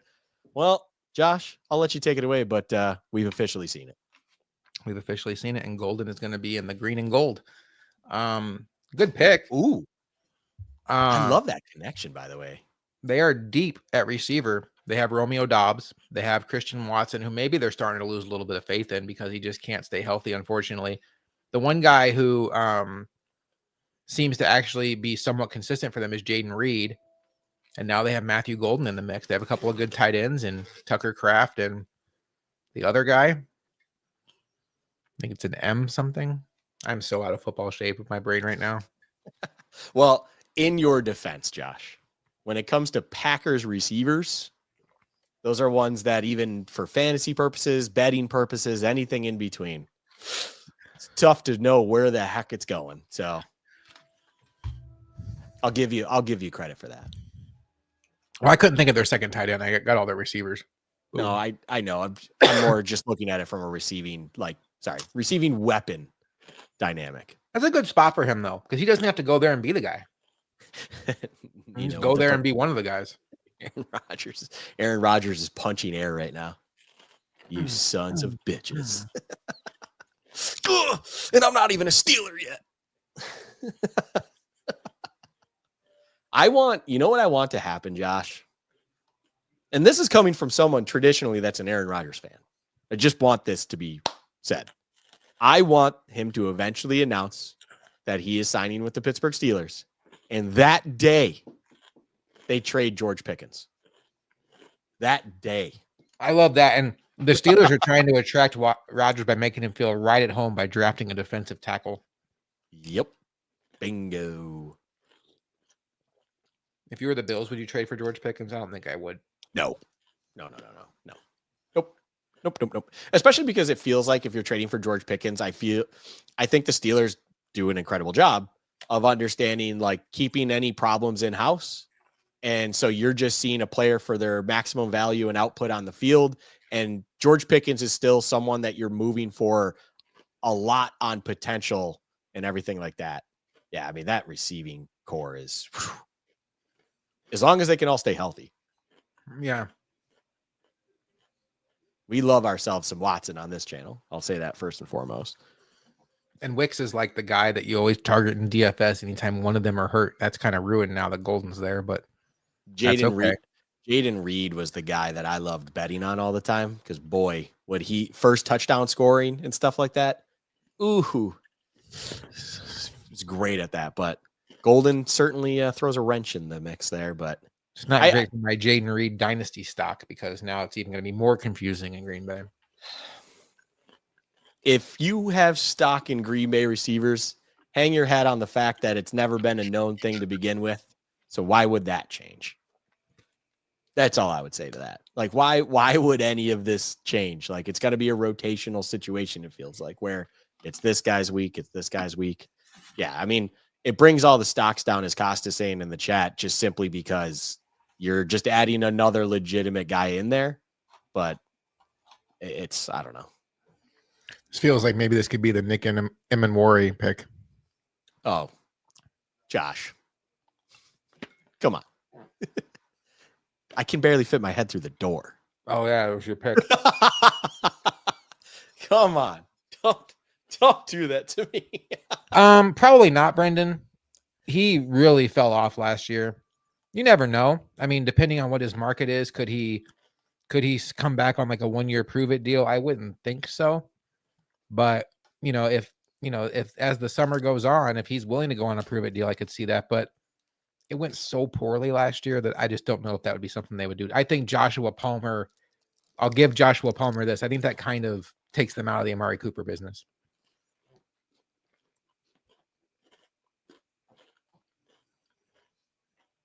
That was a bad time to take a big bite. We're both eating at the same time, and I've definitely taken up more time tonight eating than you. That would have been a good time just like randomly start piping in Matthew Golden's comments. Like the third member. He could be the third member of the podcast, since apparently Stokes is now on like second dessert or like third nightcap drink. Here, you know what I'll give Stokes?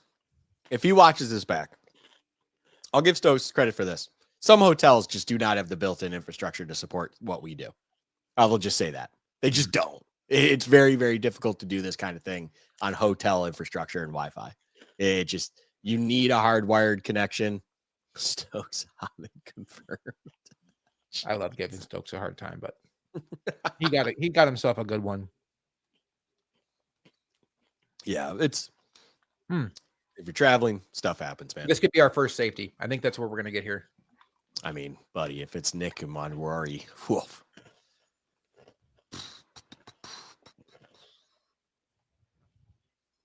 No. Wow. Okay. That feels like we were determined to get an offensive lineman, and damn it, we're taking one pick. That feels like one that they really probably hope they could have traded. Yeah. So no. Trade. Trade. Beep, beep, beep, beep, beep, beep, beep, beep, Buffalo. New York. Giants. Costa. Whoa! Costa. Whoa! Where are you at? Costa. Bing, bing, bing, bing, bing. Alert. Gives Costa the link to the StreamYard. Milk check. Give Costa Is this going to be if Costa comes out of this draft with Abdul Carter and Shedeur Sanders? No, this is Dart. This is Jackson Dart. Buckle up, Josh. I know you're the Shedeur Sanders guy. This is Jackson Dart. Nah. I'm telling you. I'll sit here and I will sit here and be the Jackson Dart person. You can be the Shedeur Sanders person, and then from there we can see. What if it's Milrow? First would be screenshotting some comments from our Discord this morning. Secondly, that I will share the link with Costa and get him on. I mean, which one of these guys is like the raw rookie year Josh Allen? I mean, yeah, it is Milrow, but Milrow doesn't have a cannon.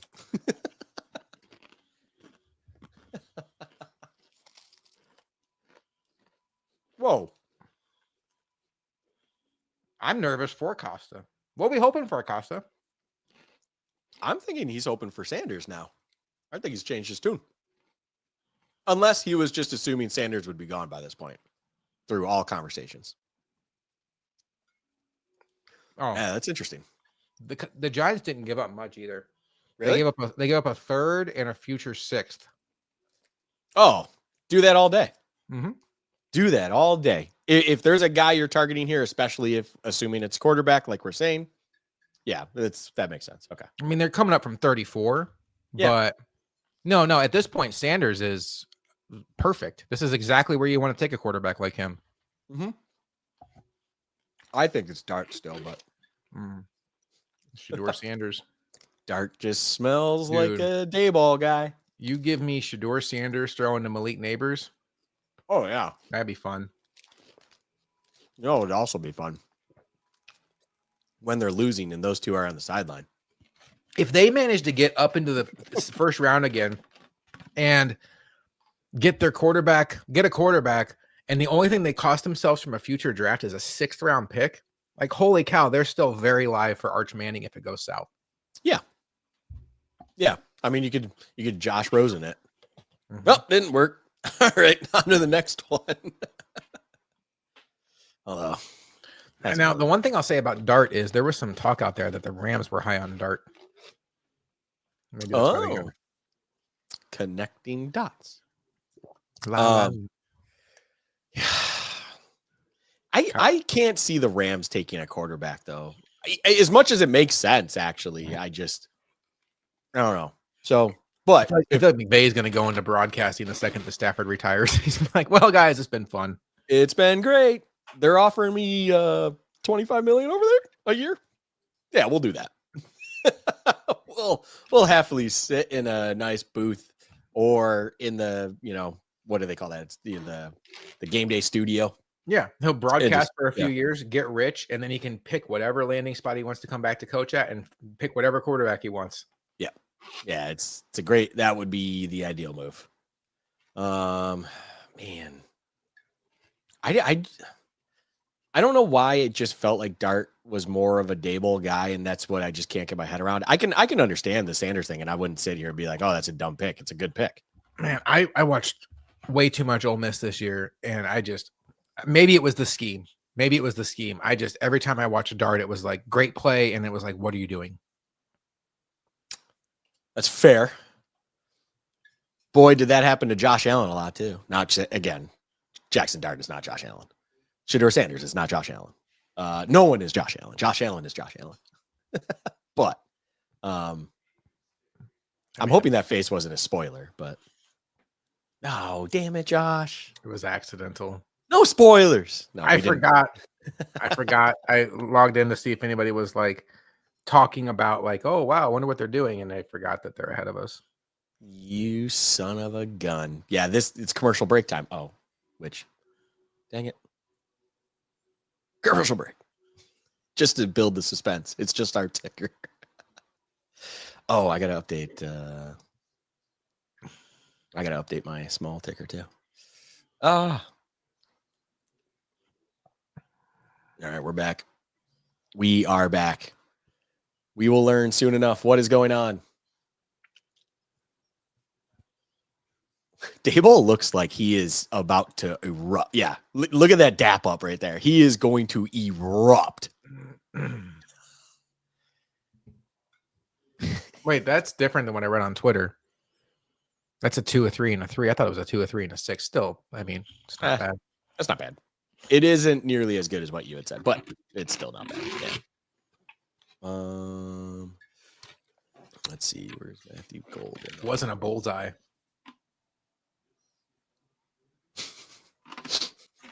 I like how they're now showing best quarterbacks available. I think you picked up what I was putting down there, didn't you? When I said it wasn't a bullseye. Yeah. I am picking up what you put down there. I mean, no spoilers. Yeah. No spoilers.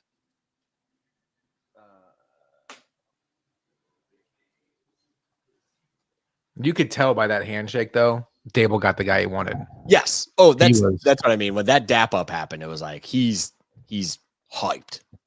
So regardless of this pick, Costa, before it's said, at least you know Dable's happy.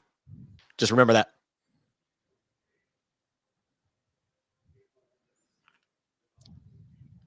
We should probably talk over Goodell. They're happy. A Super Giant fan is happy.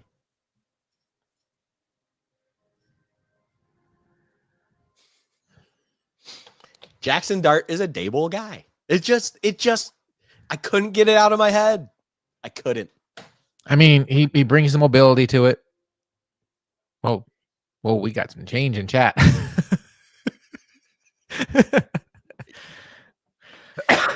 I mean, he got a quarterback. I love waffles too, Josh. I love waffles too.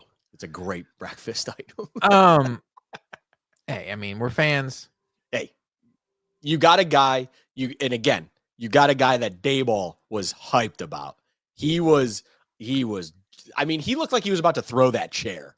Yeah, Like, he was hyped. So I think all in all, you should be excited because sometimes, and this is what I would say to any Giants fan that probably another trade. Trade. Everybody panic. Trade. This has got to be for Sanders, right? Unless it's the Bills. Trade with He can't help himself. the Falcons. It ain't a quarterback. well, unless it is, and then it's like, what the hell? No. Atlanta already took a defensive end. What? I can't even update this fast enough. But all the point is, sometimes it's not even necessarily about getting the best guy. The coaching and everything needs to be in place that trusts the individual, especially at the quarterback position. If Daboll wants that guy, and that's the one he's going to, I mean, his job is on the line with this one now. Mm-hmm. It's like, it has to work. So, yeah. Wonder how soon he plays. I mean, Russell Wilson is there, but he's washed. Every game you spend on Russell Wilson. I mean, unless it's you want to protect Dart from seeing the field too soon, then I get it. But at some Jameis point, Winston. Yeah, Winston would be my move personally. But I'm a fan of fun. Can you imagine? Can you imagine Russell Wilson getting cut like in preseason? That'd be awesome. They should trade him to a QB needy team like the Steelers. Rodgers tears his ACL again in preseason, and then it's like, hey, Russ, can you come back? Want to run it back? I mean, the Giants are getting things done. Yeah, I mean, this is it though. This is Dayball. The chips are in. So they just showed an interception in triple coverage. I assume that wasn't part of the highlight reel. I'm assuming that somebody's talking, saying, with Dart, you get the good with the bad, like we talked about. Hey, yeah. And who was it? Oh, I can't remember who it was, but they said something that I also believe in. I feel like you would probably believe in this too. Daboll might be one of the few minds that you truly trust offensively with anyone in his hands. And that's it for the Giants. That's, again, another piece of this that you can hang your hat on and realistically be like, you should buy into this, because at least, even if there's something about the player that you don't like, whether it's his, like, what the hell you doing plays that you always see or whatever it is, at least you can trust that the situation he's going into, the more likely scenario, it's not a for sure, but the more likely scenario is that, what? Holy cow. What in the world? What are the Falcons doing? Why couldn't the Bills get offered that? Did you see the jumping hugs in the Falcons war room too? What is Raheem Moore doing? A future one. Ugh. They don't need a quarterback. They got Penix, so it's that. If they draft Shedeur Sanders, no, they wouldn't do that. If they draft Shedeur Sanders, that is terrible. I can't even say anything right now. I need to see what the hell this pick is. I mean, there's got to be somebody we forgot about. James Pierce? James Pierce? That's what you did it for? You sold the farm for James Pierce? I mean, I like James Pierce just fine as an option at number 30. Oof. What? Who did they get early in the draft? Didn't they draft an edge? Yeah, they drafted Javon Walker or Jalen Walker. Jalen Walker and James Pierce. I mean, they're fast on the edge. You got your pass rush. You'd hope so. That's a lot of assets to put into the pass rush. Yeah. D. Lucas.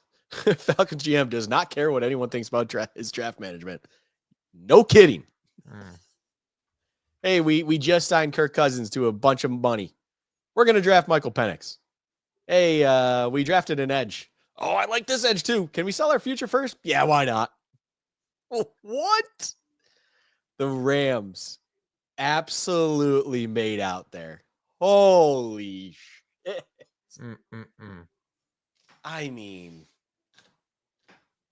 you better think you better think James Pierce is like the second coming of every elite edge ever. This reeks of the Saints trading a future one for Marcus Davenport. Yeah. It seems desperate. It feels desperate. Oh my God. How do you sell that to fans with any sort of brain? How? Especially with what the Giants gave up like one pick ago. Yeah. For a quarterback. Right. For a quarterback. Like, if you were drafting a quarterback, that's how you sell. Hey, we had to give up the future first because we believe this is our franchise guy. It's like, okay, I get it. Like, you better be right, but I get it. What? I think Nick Saban is in shock right now. And that's Nick Saban. His eyes are wide open. Jordan Schultz. Reaction by one source to Falcons trading a future first to come back in for James Pierce. What the fuck? The source was Josh and Luka. Yeah. Well, shout out. Hey, Schultz, how's it going? If you're watching and that's where you got your source from. He does follow us on Twitter. Jeez. James Pierce Jr. This board, we are at pick 27, Josh. If the Bills break our hearts. Well, I don't think we should get our heart set on Will Johnson. It feels at this point No. I'm talking. Let me back you up a little bit. Okay. There's options. Yeah. Trey Amos, Siobhan Ravel Jr., Luther Burden III. We can still say Will Johnson in that category. Who else am I forgetting here? Jahad Campbell, if you're interested in to me, that's just best player available. What's his name? Out of Marshall, still available. Mike Green. Mike Green is still available. Oh my gosh, Luka. Tyleek Williams. Top 30 visit. Stop. They don't need it. They don't need this. Hear me out. They don't need this. Jahad Campbell. I mean, Matt Milano, who? Yeah. Like Jahad Campbell's still sitting there. And hey, Terrell Bernard, you've been great at Mike. Guess what? You're a Will now. Which would, I mean, boy, I would love Terrell Bernard to just be able to will it. Like, that would be great. Yeah. Or at least have the ability to flex it. I mean, there are so many options. You look at this board and you're like, yes. And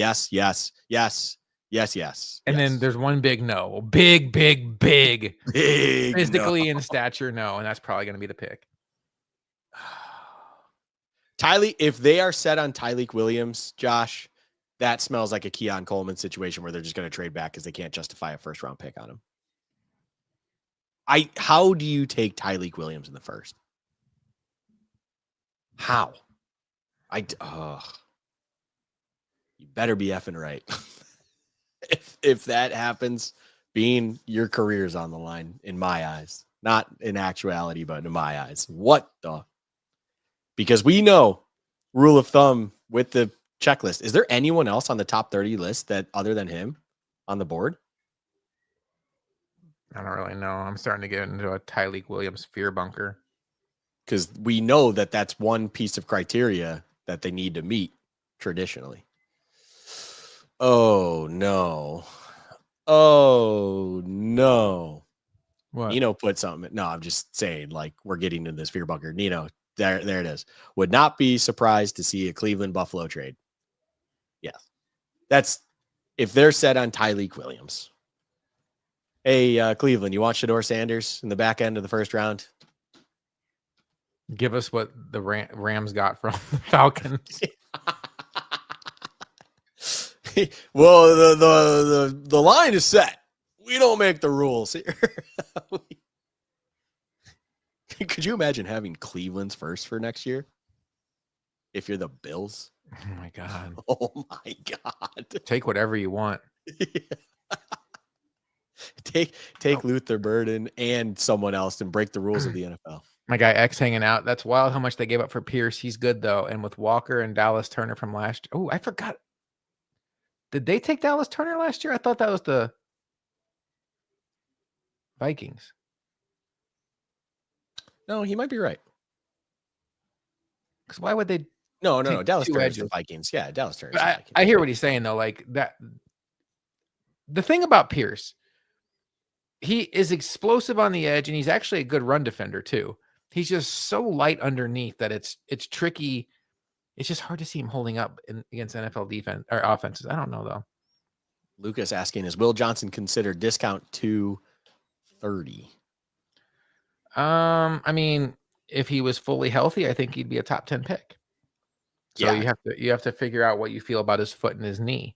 Yeah. And Trust your medical staff. This is where it's like, does he need a red shirt year, like a medical red shirt year, like Willis McGahee had? But then on the back end of that, you get somebody that would have been a top 10 pick. Or is this a degenerative issue that's going to just, hurt him the rest of his career? That's what you have to know. Ravens we don't have are access to. celebrating Malachi Starks as a Raven. Interesting pick. I mean, that's a good pick. Howie Roseman's punching air right now.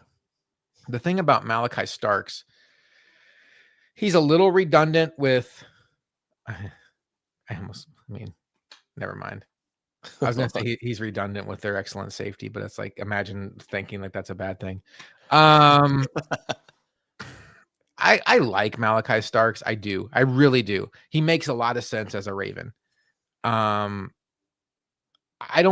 I think he'll free up Kyle Hamilton to continue to play safety, because I think he's going to play nickel in the Ravens scheme would be my guess. When Marlon Humphrey eventually moves on, that's their nickel of the future, and then I think he'll play safety and base defense for them.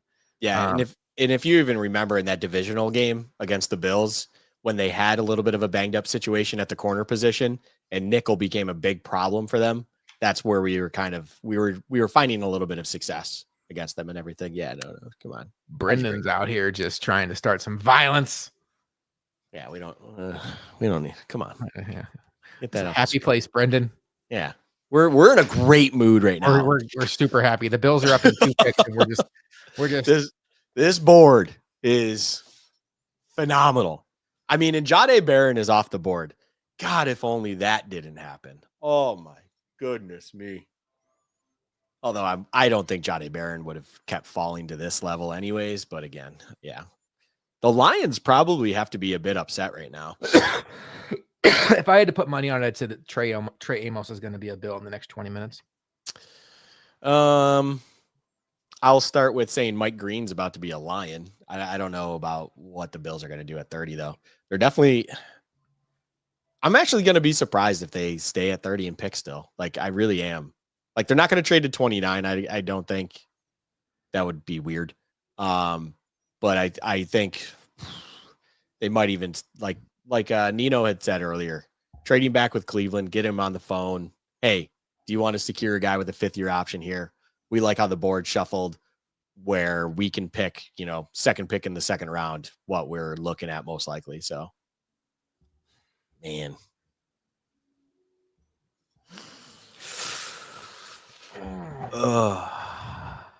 But Luther Burden's still my favorite idea. It's funny because you're just sitting there like, Siobhan Revel Jr. I love the idea. Will Johnson, is his injury okay enough? Can we do that? Because the ceiling's great. Trey Amos is about to be a Bill in about 20 minutes, blah, blah, blah. And then it's just that voice in the back of your head, Josh. Luther Burden the third. My issue with Trey Amos is the exact same thing that we talked about Jeremy White saying. He's absolutely capable of growing into a starting cornerback and maybe eventually becomes a Pro Bowler. Nobody saw Christian Benford coming, but to me, that's not a swing for the fences. That's a swing for need. Yep. That's not how you draft. It's just not how you draft. Like, that's you get yourself in trouble of not having a roster capable and being good enough eventually. You just oh my goodness. I think we have officially hit the I'm nervous part of this stuff here. I mean,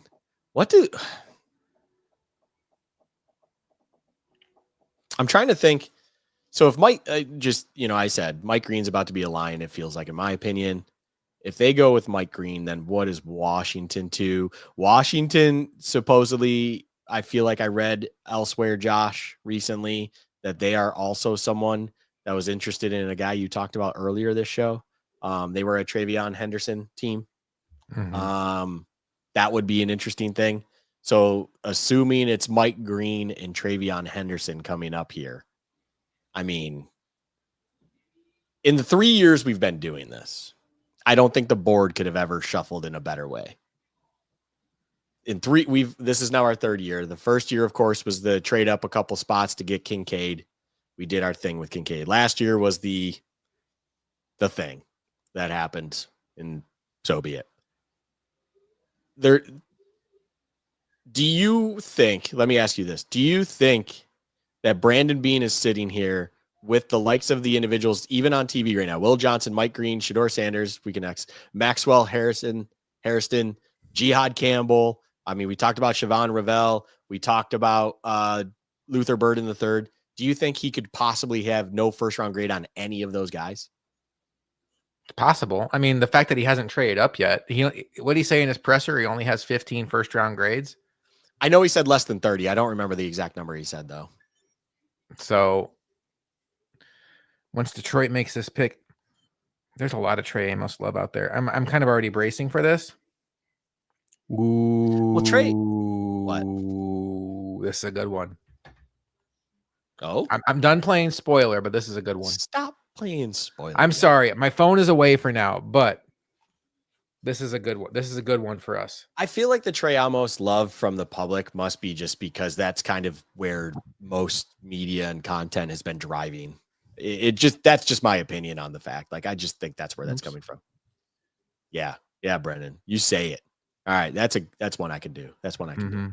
Yeah, we'll get to it after this pick. Luka's gonna be happy in a second. Yes, free at last. Free at last. Free at last. So first and foremost, Josh, if they draft someone in the first round, they have to break one of their rules. They have to take someone they didn't bring in on a top 30. I'm making a really annoying tweet. Proud of you. I'm saying, oh my God. Thank you, Detroit. For Detroit, I think that's an okay pick. I put the defensive tackle in round 1 dream is dead. Thank God. And I put hallelujah. Detroit just drafted immediate need over after what they actually should do. Oh my God. Come on, Detroit. You're better than that now, finally. Or are you? Is it Williams? It's Williams, right? It's Tyleek Williams. Yeah. That's right. Oh my God. We're no longer in a fear bunker, Josh. Worst case, Ontario, we're trading back. Best case, Ontario, we're getting our guy. We're getting our guy. Luther Burden. Trey Amos. Stop Hear with me out. mediocrity. Hear me out. You take Luther Burden here, and then you're Brandon Beane. You take those those two twos you have tomorrow. You trade up as far as you can to get either Will Johnson or Trey Amos, and you go deuces. Or you just still get all the guys you want at your respective picks, and everything's golden. You don't worry about trading up. Yeah. I'm trying to go back a picture I sent you a while ago with all the free little things that the Bills do and stuff. And which position will the Bills pick first? Wide receiver. Which position will the Bills pick second? Quarterback. Which position will the Bills pick third? Defensive line.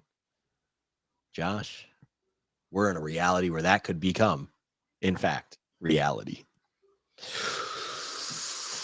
Oh boy. Oh, you know what would be the ultimate shutdown to this? Kyle Williams. I mean, at least it's a receiver.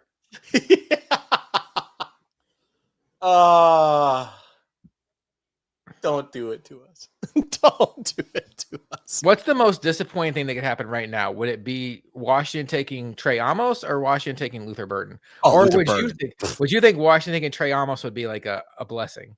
Oh, Washington taking Trey Amos would be an absolute blessing because Really? you just took mediocrity in the last 2 picks. Mediocrity just left the fucking door. Like, See, I don't hate the Amos idea. I'm just like, we waited all night for that. I'm done. I am done. We talked about B plus. You know what Trey Amos is? He's a B plus player. He's not an A grade. He's not. Do we need an A grade if Benford can stay healthy? No. A B plus at CB2 for years to come would be phenomenal. We've seen what the other part of everything is. We're looking at Dane Jackson and Trey White right now. Like, not great. Oh, I almost looked at my phone again. Oh God. Okay. Come on, Josh. You didn't see anything, did you? No, I just picked it up and realized what I was doing. All right. But if you have the chance, and there are guys, I wouldn't even let's just I'm gonna say Revel Jr. here, right? Revel Jr. Shador Sanders. You take stir the pot. You take Revel Jr. Even if it didn't work, I'd be upset that it didn't work, Josh. But you know what would in this moment, and even for that, I'd be like, I respect that they took the swing. That's the point. At some point in time, you have to take that swing. Oh, I just realized that there's ads up on here. Dang it. That's what we want. That's what we like. The Luther Burden idea, the Revel Jr. idea, Will Johnson in this case. Like there are options out there, all for you to take a swing where the payout could be so good. It could be great. It could be phenomenal. Where then even the consequence of what's happening opposite would be no big deal because you made this work. Do it. I'm not looking at Twitter, by the way. I'm proud of you. It's the play safe days are over. There's too many great options with higher ceilings that Trey Amos just disappoints the hell out of me due to the fact of whatever else is there. What's up? Okay, I just got a text from somebody. Just friends talking ball. No sources or whatever. Good. What about Nick Emenwari for the Bills? That's a ceiling pick. Yes. That's maybe you don't help us this year, but holy shit, you could change our defense for years to come pick. Yeah. We talked about him in our stuff where the concern is there were times that it felt like he was playing smaller than it really felt like he should. But overall, I mean, it's in that same light. Yes, that would be a big swing. You're taking a ball of clay that needs to be molded, and you're trusting that you're going to be able to get the absolute best. And he has those freak like athletic intangibles that, I wouldn't hate it. This could also be a Nick Emenwari pick. Yeah, it could. Nick Emenwari feels, you know what's funny? Just the name feels like a Washington Commander. He feels like somebody that's either going to be great or you'll never hear from him again. Yeah, that too. Oh, that's some serious get up. Josh Connerly.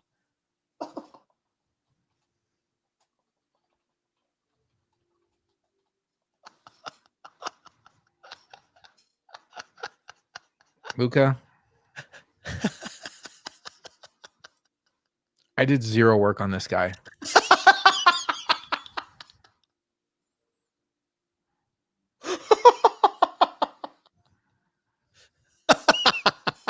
This is the first round. Did I fail us? When you read the name, I was like, this guy's never heard of this tackle in his life.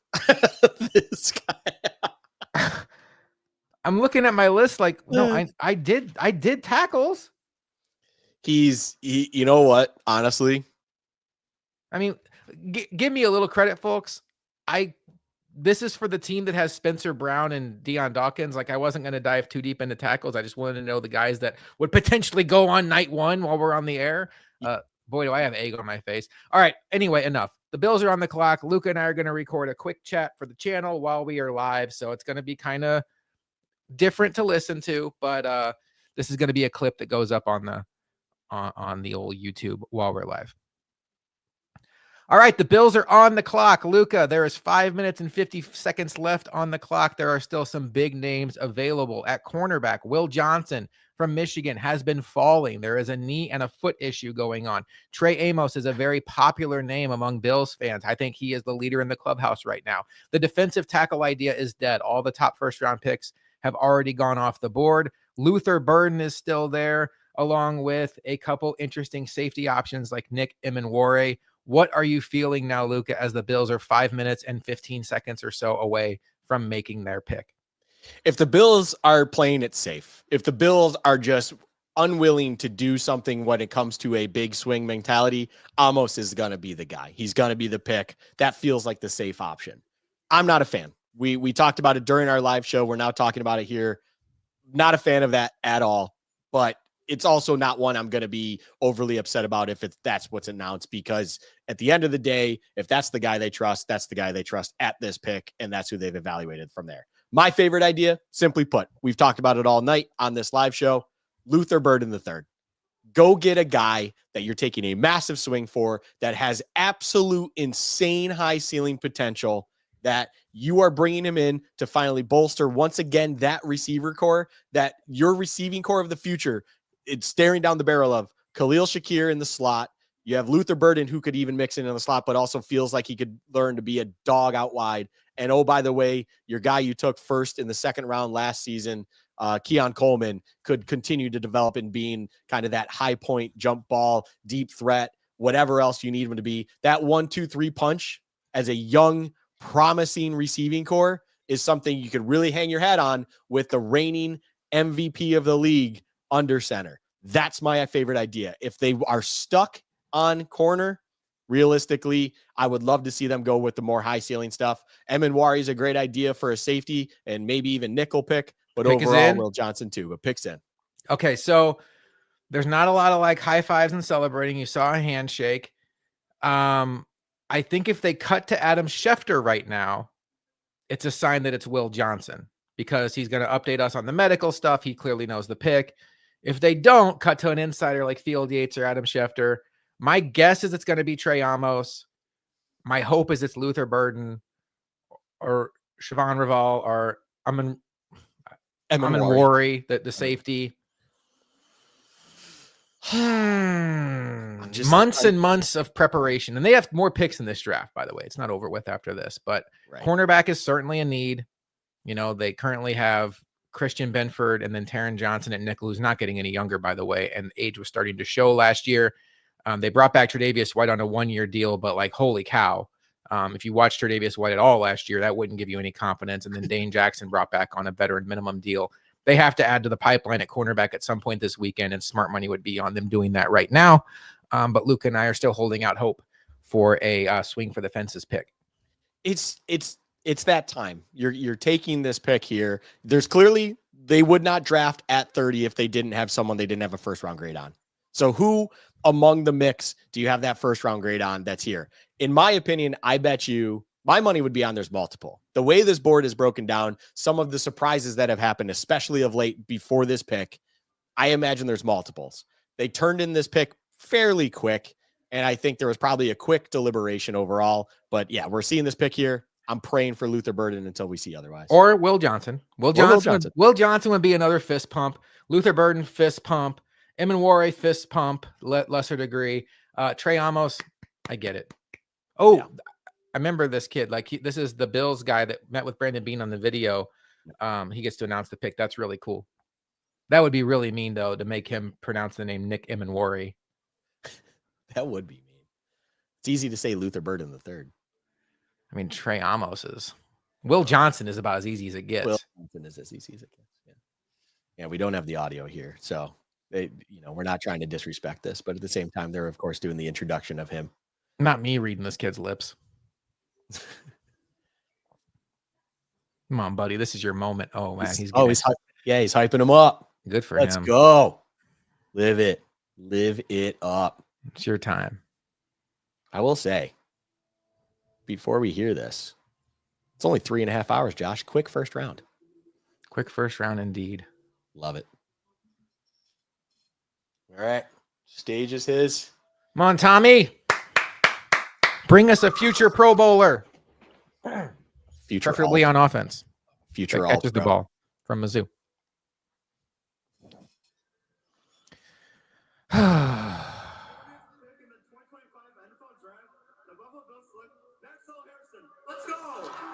Cornerback Maxwell Harrison. Okay. Okay, so Okay. they went for the upside. Yeah. It's not one of the names we listed, but it's also one I'm not going to be upset about, especially because of upside. There is, you know what? First thing that comes to mind, Josh, speed. That's the first thing that comes to mind. I am very okay with that. That thought process. That's the individual they wanted to go. I am a-okay with that. They are addressing defensive speed. Big fan. Big fan. There's no one faster, as it's even showing on the screen. 4.2840 at the combine. Woo. You could see it. You could see it on game tape. I'm sorry. Chiefs traded their pick, so we're not going to see them draft Luther Burden as well. Well, oh crap. They're only trading back one, aren't they? They just wish they were picking 32, so they decided to do it. But boom, in your face, losers. Josh, I think overall we are happy with this pick. Yeah, I'm happy with it. I echo everything we were saying before about the fact that the we wanted them to get, I'm trying to find my notes on him. I have notes hidden on the screen. We wanted the Bills to go for a bigger swing. This is certainly a swing. And that's where Amos kind of lost you and me, is it just felt like safe. He'll probably do fine in the system. But I want to go to what Dane Brugler wrote about him while I'm trying to find my notes. 2-year starter at Kentucky, put himself on the NFL radar with an SEC 5 best interceptions. He's a good competitive, lanky athlete who feels routes developing and good reactionary movements and ball skills for a variety of coverages. If he makes the necessary improvements as a tackler, he has the talent to become a capable NFL starter early in his career. Yeah, I mean, athleticism for days. Look, you want to simplify it? Let's simplify it. When you watch back the AFC Championship game, there's one word to describe the Bills' secondary: slow, very slow. Another word you want is unathletic. That does not define this guy. Now, look, we've seen fast cornerbacks fail. Kyer Elam was an athlete. He was a freakish athlete. Not on this level, but he was a good athlete. You still have to be able to play the position. We will see what Maxwell Harrison becomes, but I applaud the Bills for not going with the safe, we're going to go with Trey Amos and just find ourselves a starter and see what happens. No, they're swinging big here, and we will see what happens. And there's his mom, Robin. Pretty cool moment for her. And yeah, so Luka, the Bills get their guy, and they address cornerback. They don't address defensive tackle, which you and I are both happy about. And then you and I will obviously be counting down to see how far Luther Burden can fall. Can we even get excited about him tomorrow? Something tells me we can't. Something tells me that Kansas City knows he still might be there at 32. And are we going to stay live to the end, Josh? I feel like staying live to the end is good, even though we actually got to watch a Bills pick this year early on. And I think we stayed live 2 years ago. But regardless, I'm not in love with the pick, but I love the pick. Does that make sense? Like, Luther Burden, of course, is something I just have to come down from. Just the reality of it didn't happen yet. But overall, I love the swing move. I love addressing speed. It's a good play. It's a good overall pick in my eyes. That when the only concern is tackling, and that's something that I believe McDermott, of course, preaches. I imagine he can coach that into him. So this will be fun. This will be very fun. And he probably slots in immediately as CB2. So interesting note on him, his favorite player in the NFL is Jalen Ramsey, and they quote unquote share the same confidence level. Okay. I mean, hey, let's be honest. This Bills team on defense especially could use a couple more assholes. Not saying Jalen Ramsey's an asshole, but he plays like one if you're his opponent. And if you're an opposing fan, you hate that guy. I would love for the Bills to have found their way to a guy that opposing fans hate. So if that's his game, more power to him. The last Kentucky player, well, that would have been Stevie Johnson. Bills drafted? No, Ray Davis. Ray Davis. Okay, it was last year. He was Kentucky. Why was I thinking he was Duke? Oh, Duke was Carter. Yeah, Dwayne Carter. Yeah. Okay. Yeah. Also, you're gonna have to get working on pronunciating Hairston. Hairston. Hairston. You kept saying Harrison. Hairston. I understand Harrison. I keep wanting, but it's like Hairston. Hairston. We had a Hairston before, right? A tackle, Chris Hairston. Yeah. So it's a Hairston. So it's Maxwell Hairston. Yeah. No, that's Maxwell Hairston. I'm all for it. I can dig this. This was the swing we wanted. This was not the exact player, but it's the same idea as a Rebel. It's the same idea as an Emanwari. It's gamble on the athleticism and see if you can mold this guy into be an A+ talent, because the Bills have enough B+ers. And anyone that's watching this back, all of you SOBs that I see still, Josh, we still get people coming back to our last year's live coverage of the draft, watching the moment the Bills traded their pick. Anyone that scanned back just to see if anything happens. Hi. Nope. Nothing happened. Sorry. For our channel's sake, it kind of sucks. We're not going to have anything that blows up like crazy, but overall, sucks. Excuse me. We had Maxwell Hairston going early in our mock draft. I think it was. We had him going to the Packers. We had Maxwell Hairston. You had, I should say, Maxwell Hairston going 23rd overall to the Packers. So that's where we felt it. We had him getting picked before Trey Amos. Spoiler alert, he got picked before Trey Amos. What we didn't have is Will Johnson still on the board. You know what's going to be very painful? Just not painful, but annoying if the Chiefs take Trey Amos. I'm just going to be off Twitter. Oh. Nah, you just... Okay, people, that was the one we should have taken. Look, the Chiefs got him. I think the Chiefs wanted Maxwell Hairston. And then they traded back one more because they said, oh, shit. Boy, what if we McDuffied them? That'd be nice. Yeah, that'd be nice. That's the story we're going to tell. Yeah. Ooh, according to my sources, Andy Reid is punching air right now in the Chiefs war room. He wanted Maxwell Hairston. I do like your theory of, hey, Eagles, you want to trade up? We just like picking 32. Yeah. I like that theory. We're more comfortable picking 32, quite honestly. That's a level of petty I can even get behind. That's like, okay. All right, guys. Draft. I like it. I like it, Brendan. Oh, sorry. I was clicking as you were. Draft nights, because draft nights are for dreamers. Bills trade this 32nd pick. Take LB3 and he catches the AFC Championship. Oh my God. The Mahomes, the Worthy, everything curse just lifts the problem that is the Chiefs. Yeah. I don't. Then they lose the Super Bowl on a missed field goal. Costa smells an AJ replacement incoming. Oh, don't do it to us, Costa. See, but I wouldn't. If Costa's doing player comp style, I mean, I think Costa really does like. He's big. Luther Burden the third guy too, from what I recall. I mean, it would either be that or Higgins. Maxwell Hairston now has an opportunity to learn from Tre'Davious White and Dane Jackson, which I like a lot. I mean, if you're going to talk to a defensive backs that have experience in the Sean McDermott system, who better to learn from? But I want to see him on the field week 1 opposite Christian Benford. Yes, please. I will take some misses and whiffs in tackling because everyone else on that defense is a pretty good damn tackler. That it's like, just get him out there because he's an athlete and he can cover, please. All right, what do we got here?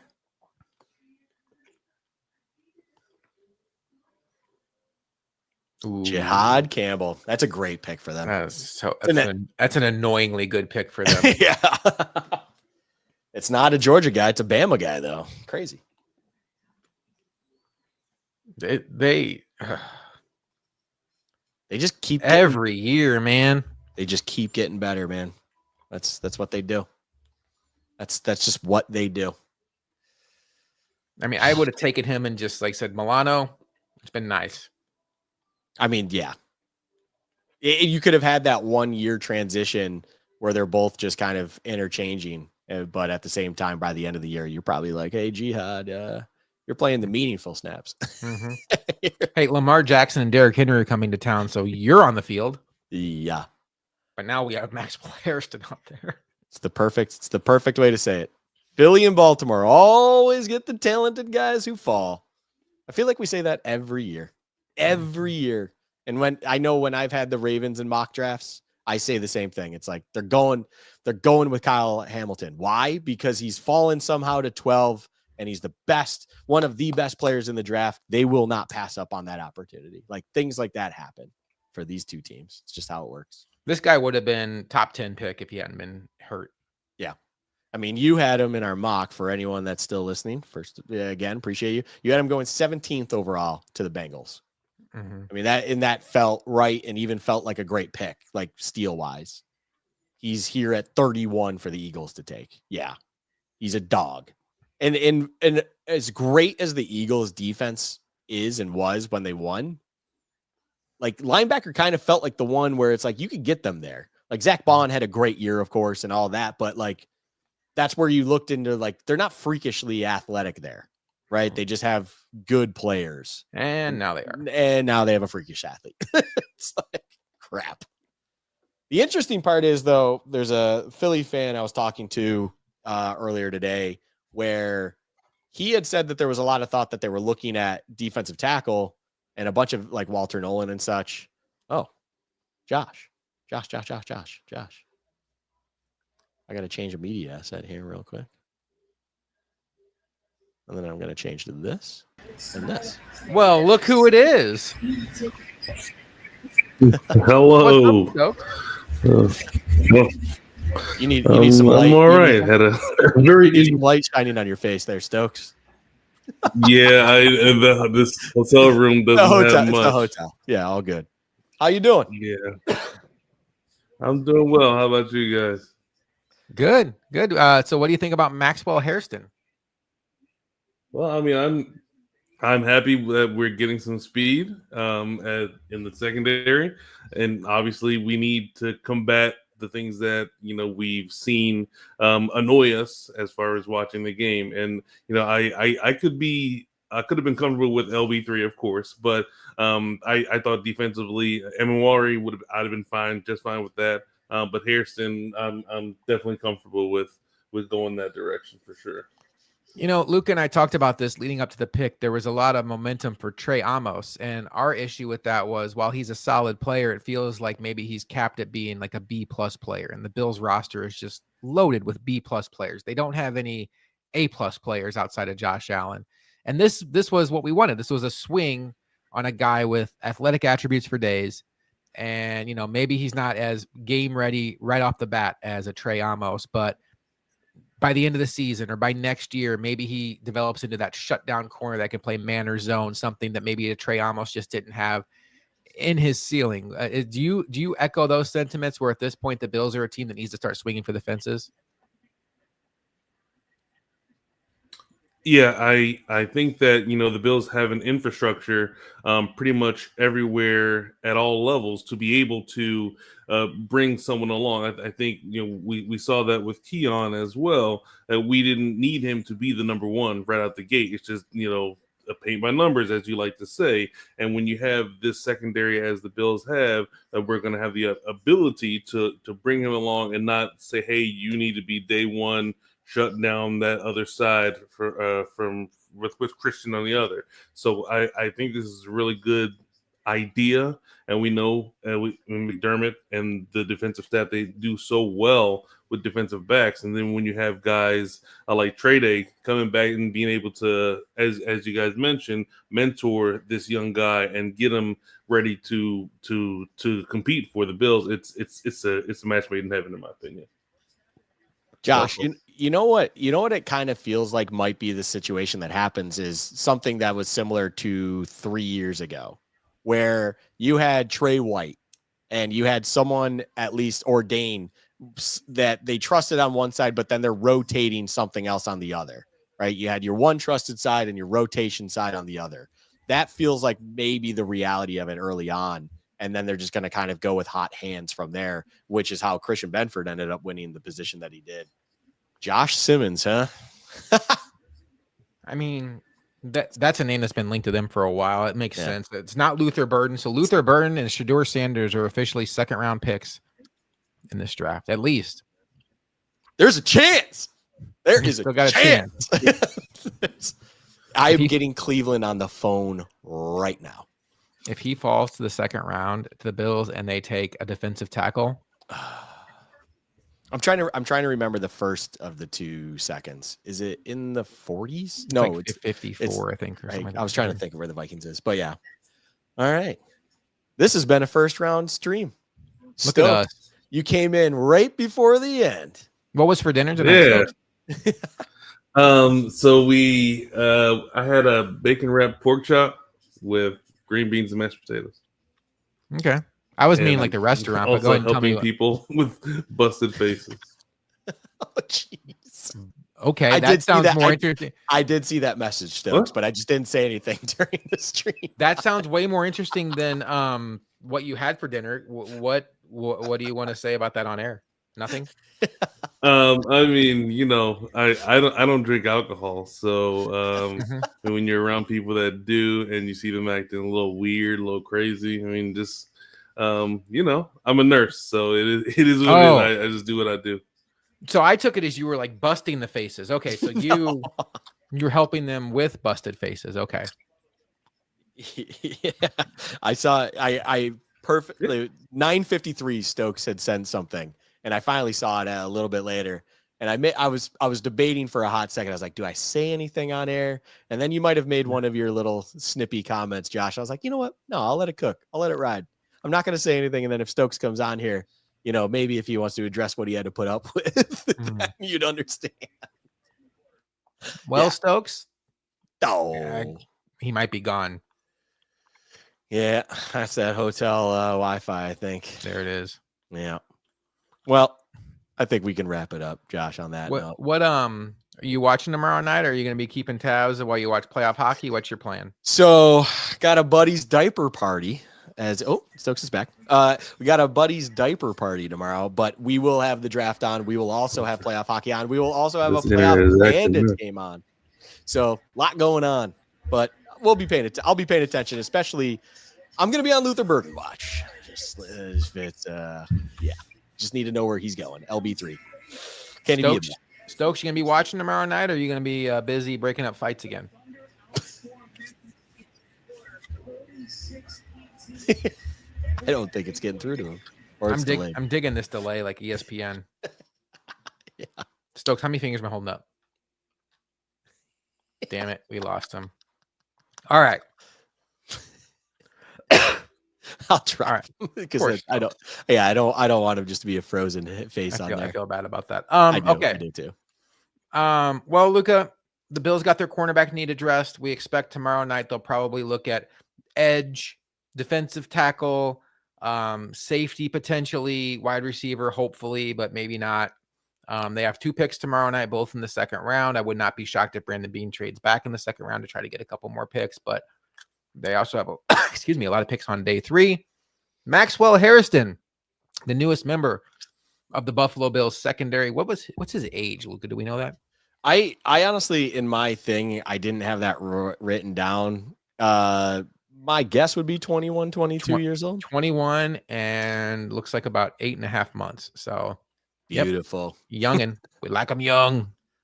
Jeez. On that note, I'm gonna get out of here. All right. Well, Luka, this was fun. We're gonna let Costa have the last word because he had himself a hell of a night. For Luka, I am Josh McCarty. This was our 3rd annual NFL live show spectacular on draft night. And we will talk to you guys Monday. Are we doing a wrap up on? Yeah, I think we should be able to do a wrap up, whether it's Sunday, Monday. Would drop our pod on Monday. Yeah, absolutely. Yeah. Okay. All right.